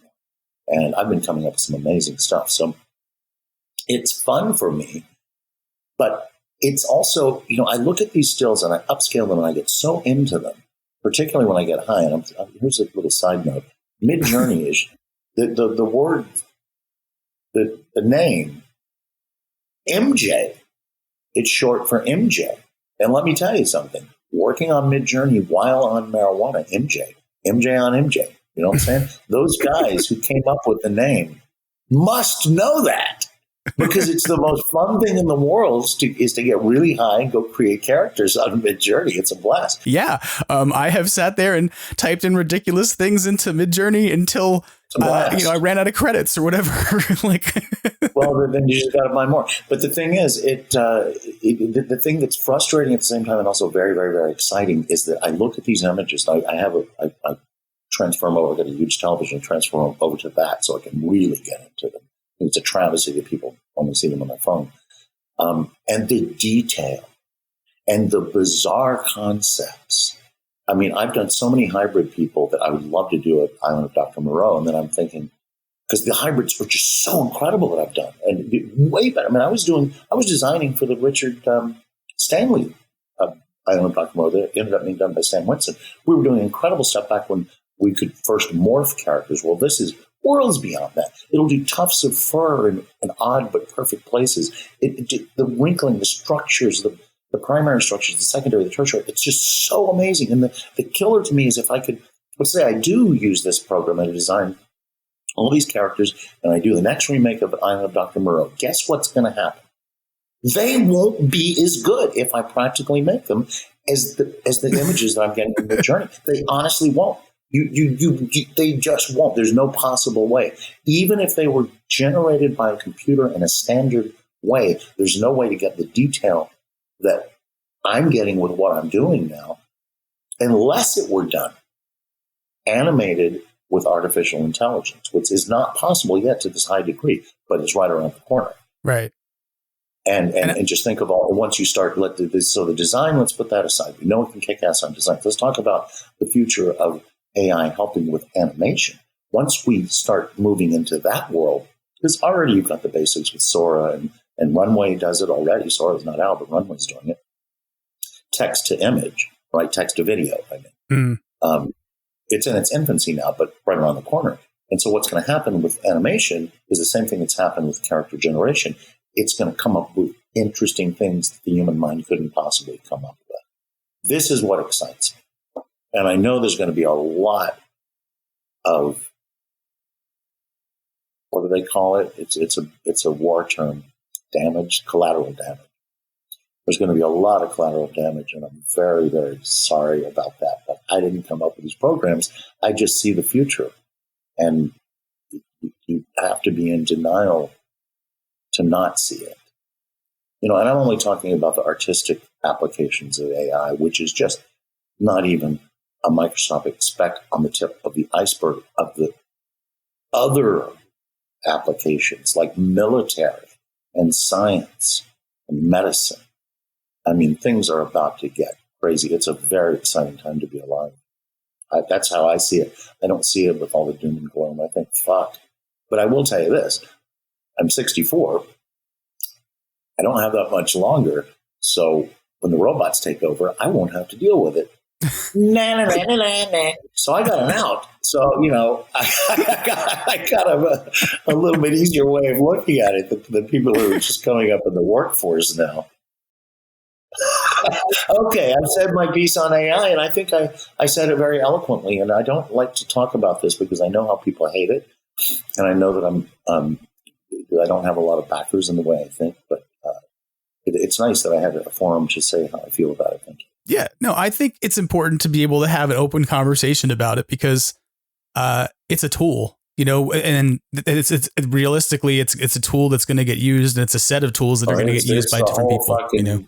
Toolbox. It's the factory that makes the toolboxes. It's everything. It is sort of where things are going, and you can't sort of deny that it exists. You have to have conversations about it. Well, we can't even imagine the impact it's going to have on our civilization. I mean, it's like a comet headed straight towards us, and we don't know what the ramifications of the impact will be. And we're talking something that's going to be happening sooner than later.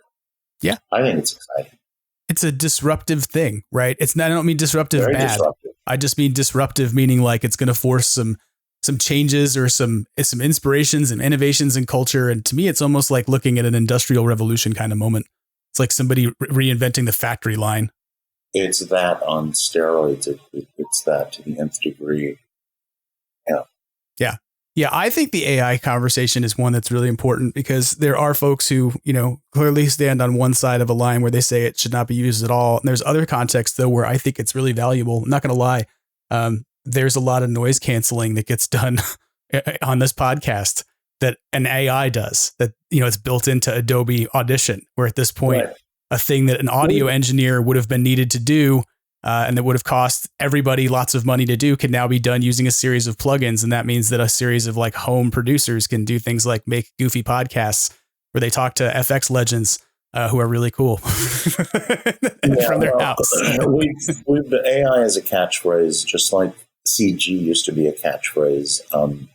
We've been using AI forever and just didn't call it that. Yeah. So, I mean, it's interesting to think about where the industry will go, but also where life is going, because I think you're right. It's going to permeate every aspect of how we live, to be realistic. I would trust an AI doctor more than a real doctor today. Because an AI doctor is going to know everything and is not going to fuck your records up or get them confused or not check into something because it was 10 years ago. It'll have everything. It'll know everything. I feel like the AI doctor would be interesting to talk to for diagnosis, but its bedside manner might suck. That it might be really terrible at communicating. That's not true. You could adjust it. You could make it be Don Rickles if you wanted. It's true. That's my doctor. I'm gonna set mine up as Don Rickles. Or Mo Howard, would be even better. I'll tear your esophagus out and shove it down your throat. Go on, take 2 aspirin and call me in the morning. You knucklehead. You are envisioning a future that I hadn't considered in which we will be able to programmatically choose the identities of our medical professionals. And I'm going to get Rip Taylor. He's going to just come out and throw glitter every time I have an exam. That's great. That's hilarious. We didn't talk about, sort of deviating back to Ghostbusters, if that's okay for a minute. That's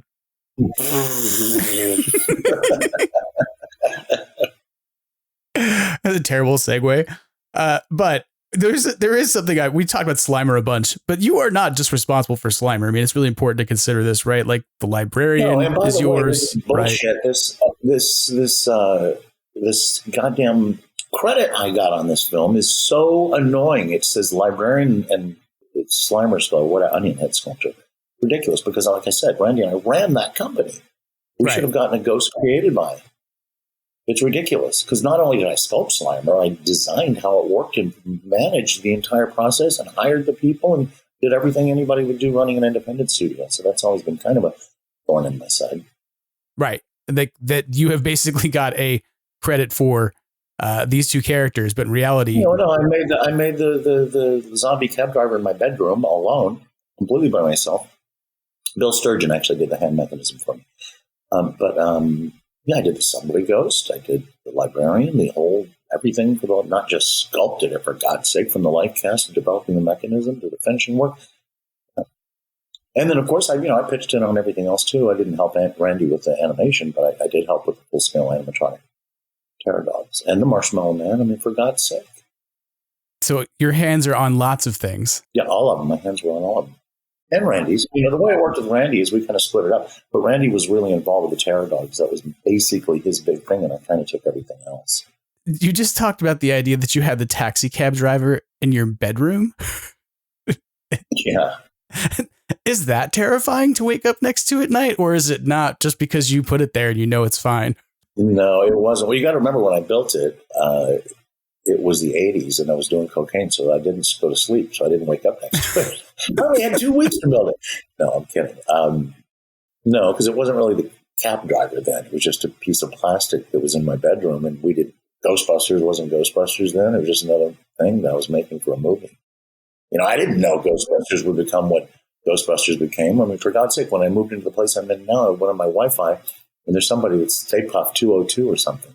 I'm like, I wonder who's around here is a fan of Ghostbusters. And it turns out the guy that lives downstairs is a huge Ghostbusters fan, and he started to build an ectomobile here, and he did. He finished it.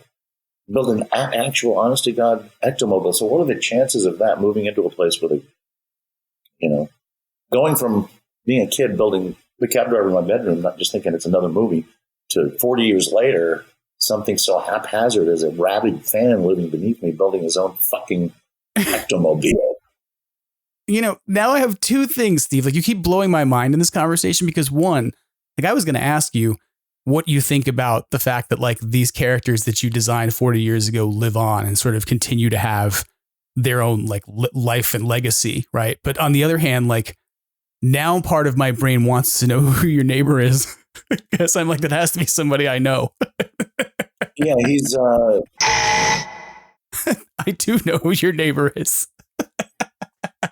Oh, that's funny. I went cruising with him. There was some big Ghostbusters event that I went with him to, and after it was over, we went cruising around. And he'd turn on his flashing lights, and he had a speaker that was, he could boom out at people. And I'm like, Jesus Christ, isn't that illegal? You're impersonating an ambulance. He was like, the cops love it. I will tell you that he just drive through Hollywood with his flashers on. I find that's consistent, having ridden in a screen accurate Ecto 1 through New York City twice in the last year. Oh, really? Yeah, my friends over at Ecto 1 NJ had their car out for the premiere, and then they had their car out for Ghostbusters Day, and I was in New York for both. And in both cases, they picked me up in New York and drove me through the city. And it is wild to see just it's how fun, isn't it? Yeah, and people just the phones come out. It's nuts. For it, yeah, it's crazy. And the same thing though, they throw they'll kind of pop their lights on, and the cops are like, "Hi," just waving, "Can I get a photo?" And you're like, "The car's beloved. You can't mess with the car." People, should you be doing that? No. And to be fair, if you were driving down the street in your Ford Escort, from, like with some blue lights on it or something, then you're probably not going to get away with it. But if you roll up with the 59mm Meteor, it's not like if you're going to commit a crime, they can't catch you, Right. You were pretty iconically identifiable at that point if you roll up in that thing. Right. But sort of we can sort of revisit this sort of other side of this question. What do you think about that 40-year legacy that's gone on? Like, did you ever imagine that the character you were creating was going to be on juice boxes? It was going to be sold to kids? No, of course not. You work on these movies and you just have no idea. Like I said, I was a brat back then. It was all just a matter of the job. It was a great job. I was really into it, but I didn't get starstruck by any of it or even the process.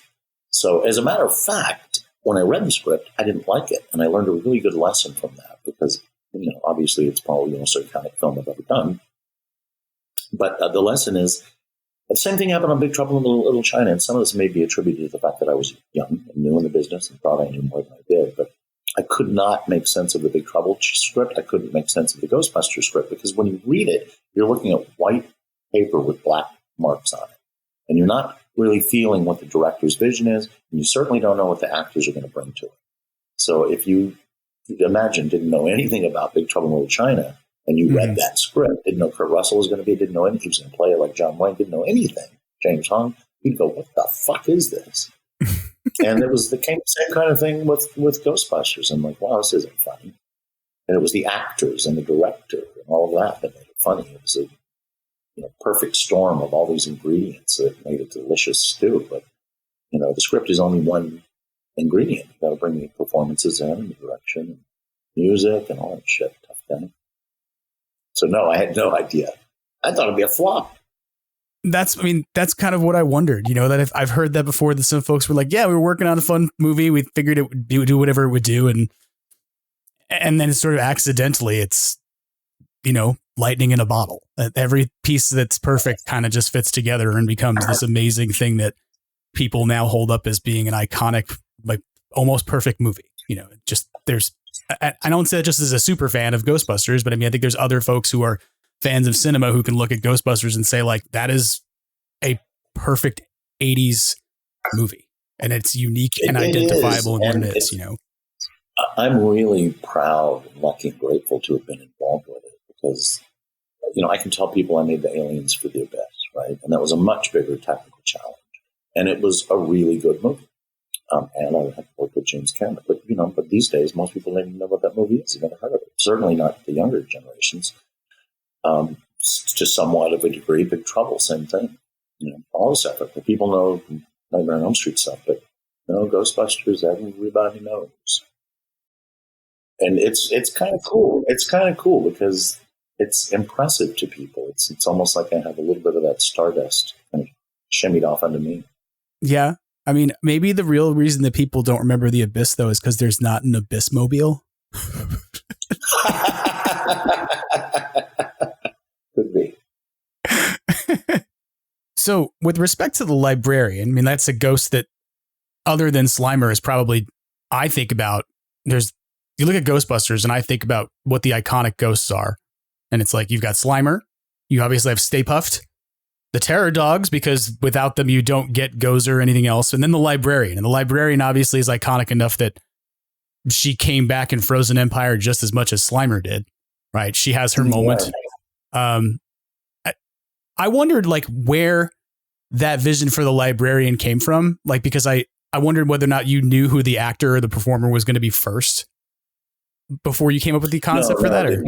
No, I didn't. And that was a real collaboration. That was, I don't even remember how it was described in the script, but I know that the original idea was Richard Edlund came up with the original concept, which was to start with a single shot of the woman in a ghost makeup, which I actually did myself, which was just paint, right? And then she would go through the mauve, and then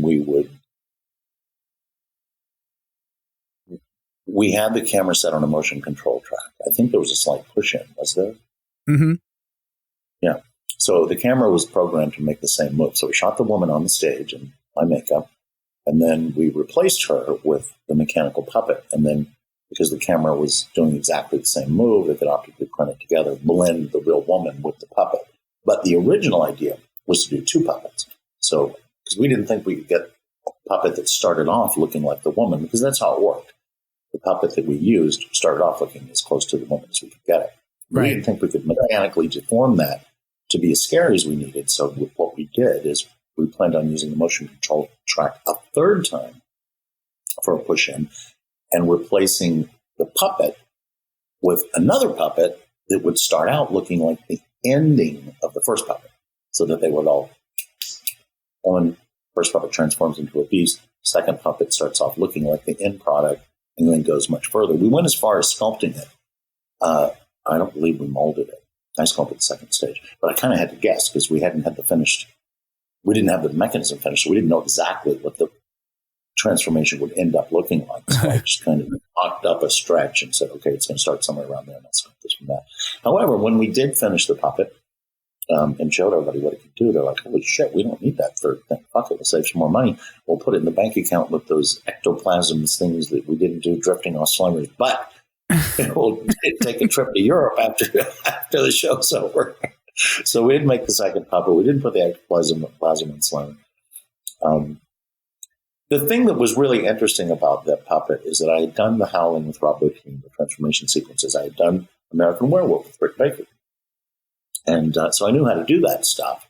But I wanted to take it a step further, because one of the things you're always battling with a complex animatronic puppet is getting the performance that you want, that you need.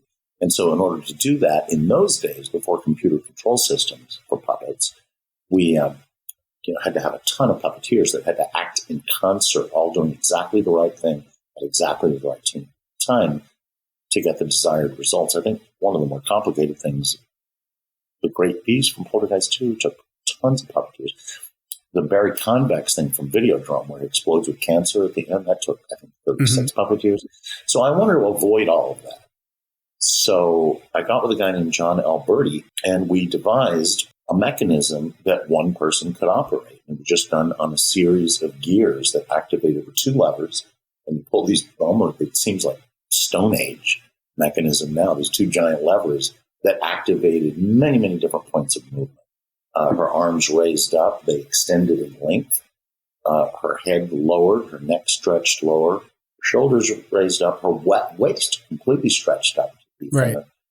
Her eye sockets pulled in, her mouth stretched really wide, the jaw open. All of these functions happening with one guy pulling two levers. So that was a pretty unique thing at that point. It worked out great time after time. Sit where the guy was drinking, smoking cigarettes, action, pulling two levers, no problem. It does the same thing every time.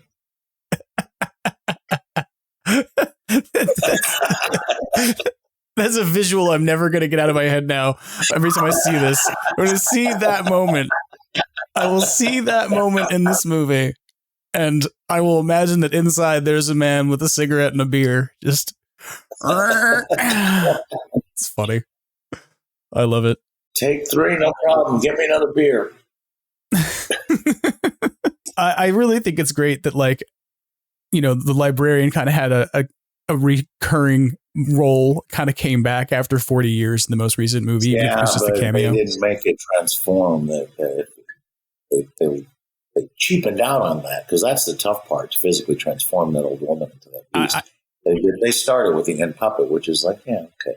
Yeah. It looked good, but the only thing I was annoyed by is that, yes, it was the 80s. Yes, I did paint the librarian puppet myself. Yes, we didn't focus because we're shooting on film and we weren't hyper detailed as we are now. So, but when they did the librarian paint job, they tried to match my 80s paint job, and they made it look even shittier than mine.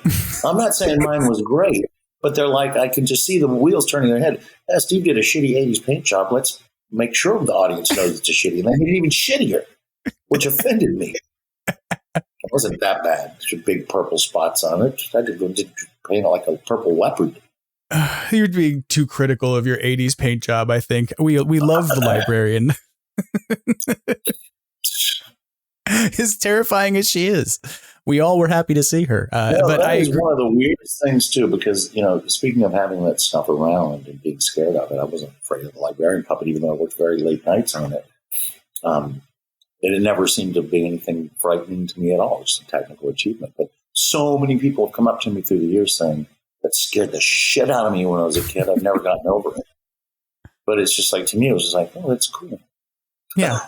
I mean, I've said that it was such a shock. It was a shock. I think that's what scared people.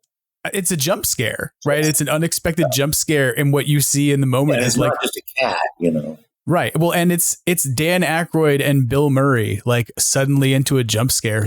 And it's early in the movie. So for people who are like, oh, I'm about to watch like an SNL sketch sitting there in 1984 in the theater, and all of a sudden that happens, it's like, whoa, I'm in a horror movie now.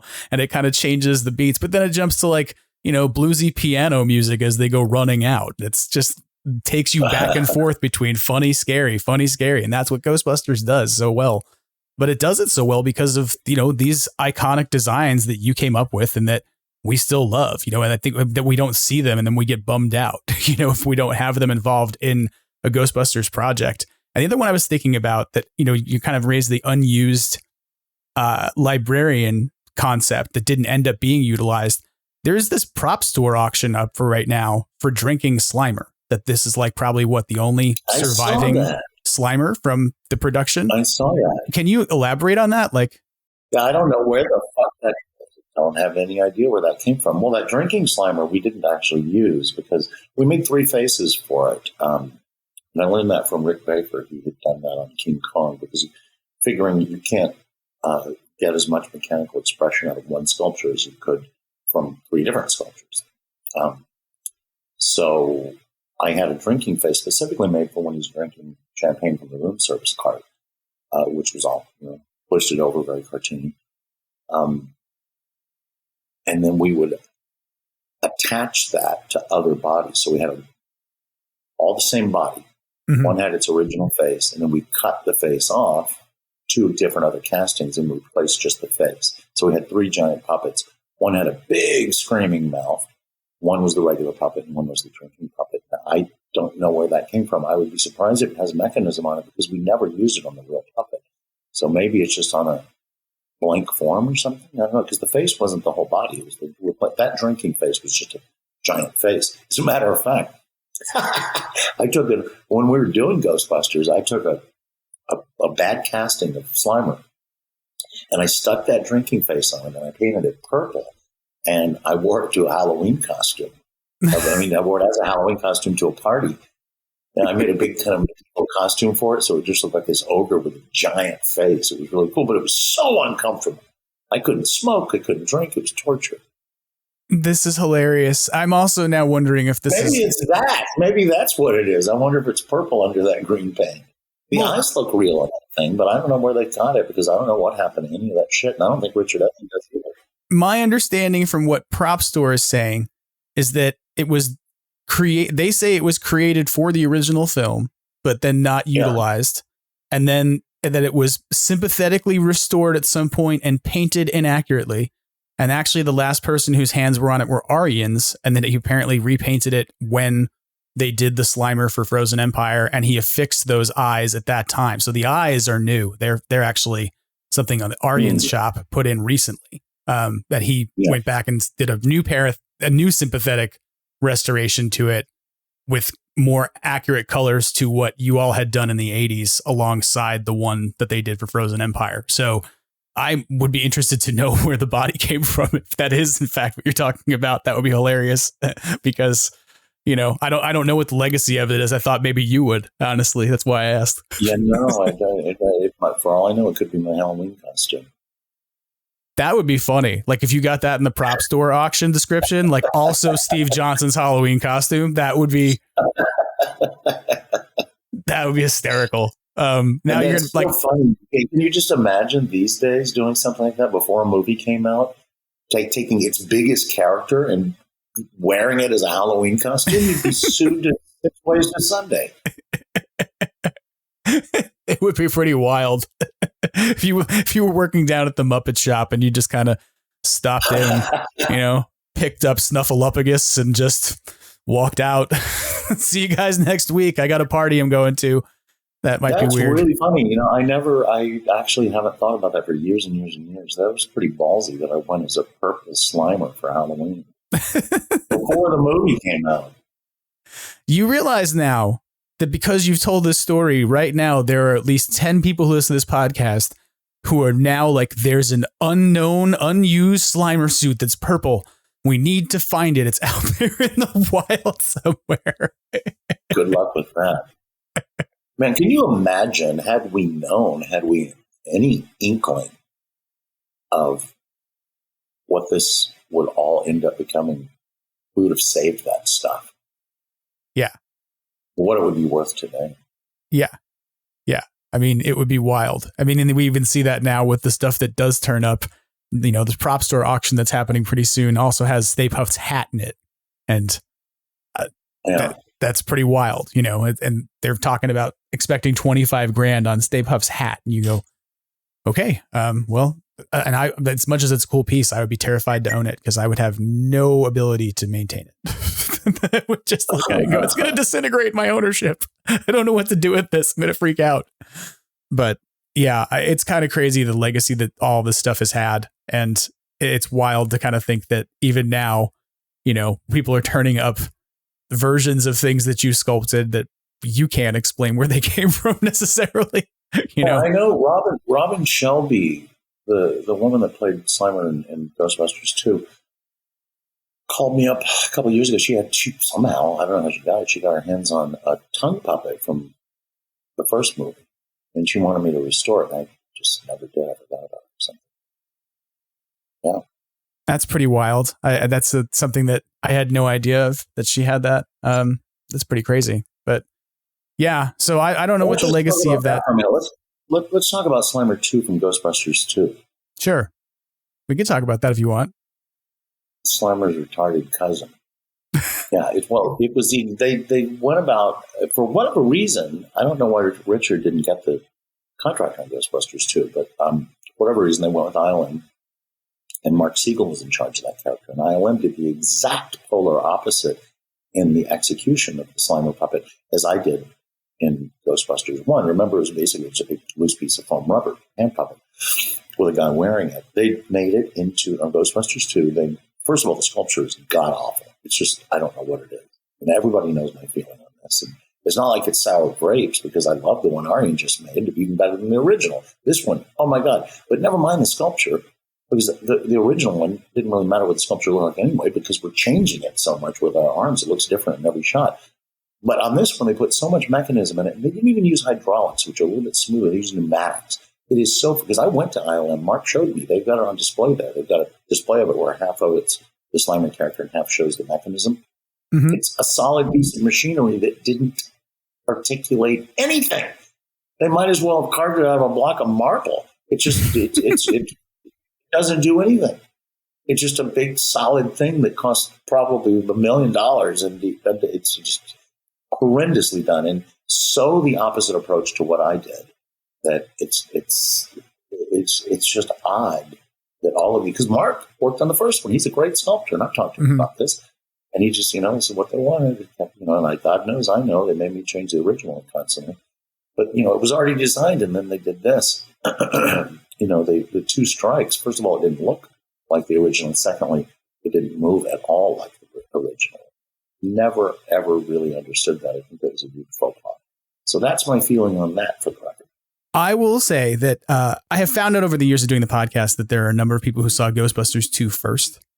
They are the people who were born after 84.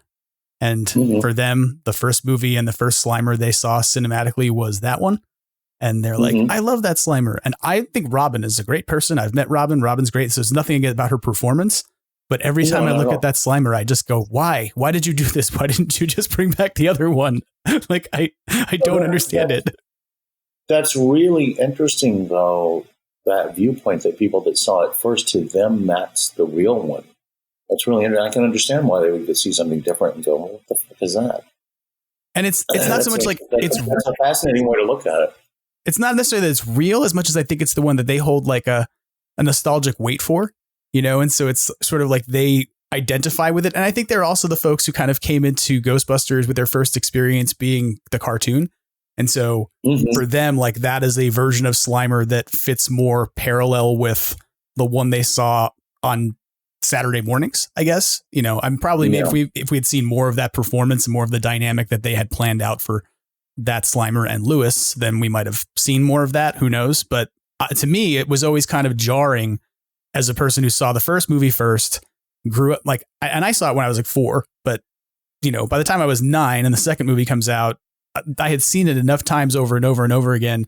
My sidebar, my dad worked in a video store. So like as much as most people didn't have, you know, a copy of Ghostbusters in their house when it cost $130 in 1985, we had one accessible all the time. So it's kind of weird to think about it that I looked at that Slimer, your Slimer, Onion Head, as the one. That's the original. That is what he's supposed to look like. And so when I saw the second movie, I went, no, that's wrong. But there's folks I know who go the other way. You know, their first inclination is the one they grew up with, and that's what they experienced first. And so Onion Head is almost like a different character to them. He's not fun. He's not cute. And I don't think he's supposed to be. He's supposed to be a mess. Like, I think you did that right. Well, you know, we've been talking a lot about things that you've sculpted and things that you've made, but there's things that you still are doing and that people may not know that you have going on. So, Steve, what do you have in the works that you have going on right now? So for those people that don't know, I do have a series of books. There's 2 of them, 2 volumes, Rubberhead, Sex, Drugs, and Special Effects, Volume 1 and Volume 2. You can get them on Amazon.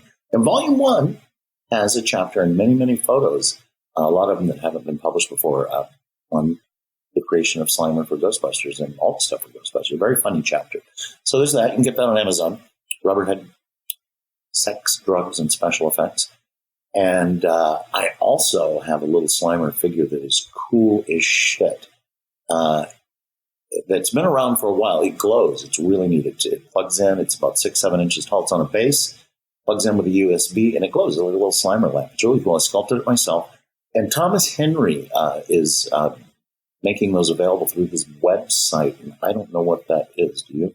I believe that Tom has made this available through his website, tcutoys.com. Yeah, it's a really cool little figure, though. And I've sold a bunch of them, but it's what the big news here is that we just finished a librarian sculpture. It's made the same way. So it's translucent resin. It's a purple color. And it's on a base, and it lights up too. And it's actually bigger than Slimer because we've got it from the waist up, so it's got both of its arms outstretched. So it's a nice sized piece. And we're offering those at TCU Collectibles, and they're cool as fuck. And the librarian's new, so not many people have bought it yet. But really, really cool. And we've dropped the price actually because the economy's not doing well. We dropped the price by $50. I think Thomas dropped it from $250 to $200 now. So now's the time to go over to TCU Collectibles and pick up your Slimer and your librarian collectibles. They're very, very cool. All right, then. Well, that was a great interview. I actually won't say that I was dreading it, but I didn't know that we could keep it interesting for 90 minutes not because the subject's not interesting, but because I do get tired of talking about it sometimes. But this was fun and entertaining for me, too. And I will tell you now a thing that I have never told you before, which is that I was somewhat intimidated to meet you because you are an effects legend, but also because the only prior, this is stupid. This is a story that happened at Ghostbusters Fan Fest. And maybe you'll remember this, maybe you won't. But I had seen Robin Shelby that day and I had missed you. I didn't get to talk to you that day. And the guy in front of me who was getting Robin. Was that the thing at Sony? Was that the thing at Sony? Yeah, the big thing for the 35th anniversary. So that event, I was talking to Robin Shelby. I was in line asking her to sign something. And the guy in front of me, he was like almost a little shaken up. And I was like, what is this guy's deal? And he looked at Robin and he was like, thanks you for signing this. And then he said, I asked Steve Johnson to sign this and I was going to pay him. And then he said, either you can pay me or you can let me punch you in the face. No, I think it was slap. It was probably slap then? It was definitely slap. I don't punch people. But this was I had missed you earlier in the day, and there was this guy in a flight suit who was just kind of like looking to Robin for some confirmation, like, Is he serious? Like, did he really want to slap me in the face? I would have absolutely slapped him in exchange for an autograph. I've been known to do that. It's fun for everybody. Well, I want to save some money. Well, you recently signed something for me without slapping me, so I appreciate you for not. Well, maybe my slap days are over. You know, well, it's fine. If you could catch up later, if you see me, you could see me after this podcast comes out. You'll realize that you should have done a slapping. You know, we'll cross paths and you'll just lay the smack down and I'll have to take it. No, I don't really do that, but. Well, maybe the kids on my signing table have, $40 for signature or slap. Free signature. I'll just actually advertise it. Yeah. Oh, I'm glad to know that that is a real story. It is reasonable. I have to keep myself entertained at these things. I have to say that you have kept me entertained for the last hour and a half, and I'm so glad we did this. And I really, well, good. I hope the fans enjoy it, and I hope they buy our Slimers and Librarians and books. Yes, I want to encourage people, go and check out the stuff that Steve's got available over at TCU Collectibles. Go and check out his book. You can't get slapped to buy a book. That doesn't work. Like, you can't message the Amazon chat agents and be like, hi, can you slap me? And they give you a book. You have to pay for the book. But, I do want to say very seriously, Steve, thank you so much for taking the time to chat with us. Well, I appreciate the opportunity. This has been loads of fun. I hope the fans enjoy it. Yeah, I'm sure they will. And I hope that, maybe we can do this again sometime and unfold some more or unwrap some more stories about things that went on during the filming and creation of Ghostbusters and Slimer. And I wish you well, and we'll talk to you again soon. All right, thanks, man. Have a great day. That about wraps things up for Extraplasm this week. I want to say one final thank you to Steve Johnson for coming on the show and giving us so much of his time this week. And I want to encourage you that if you haven't already, head over to tcutoys.com and check out the busts that Steve has available for sale, as well as maybe head over to Amazon or your favorite book retailer and check out Rubberhead. It's really cool to be able to take a look at the photos that Steve has and the anecdotes that he's able to share. We scratched the surface on all the different things that Steve has worked on in this conversation, as well as even the wealth of information and knowledge that he has about Ghostbusters and the stories he has to tell about it. So if you haven't seen these things, absolutely go check them out and support the things that, Steve's got out there in the world, because he was really awesome to come on and talk with us this week. And I'm really thankful for him doing it. I also want to say thank you as usual to Brendan Pierce of Beducci Studios, who provides our logo and the visual identity for the podcast. Brendan, you're awesome, and I really love this gum goblin. He's great. I can't wait to get him and see him. You did a great job in sculpting him, so keep it up. And I want to say thank you, as usual, to vaporwave artist Magnavox, whose version of Ghostbusters serves as our theme song each week. And finally, I need to say thank you to you for tuning in, for being patient on weeks that I might have to be away right now because things are a little hectic in life, as you've heard about in previous episodes. I really appreciate all of you, and I love hearing from you. And it was kind of great to hear from folks even while I was away, sort of asking what my takes were on things. So if you have hopefully been updated on how I feel about some of the SDCC reveals, but don't be a stranger. If you have things to share, if you have questions to ask, the topics of discussion you think would be great, reach out. Extraplasm on Instagram, Extraplasm on X, Extraplasm Podcast on Facebook, and of course in my inbox, extraplaspmpodcast@gmail.com. Be happy, be healthy, don't stress too much about expensive toys. Instead, experience joy where you can find it. And remember, as Ernie Hudson reminds us every week, try to have fun and always keep on busting. Take care.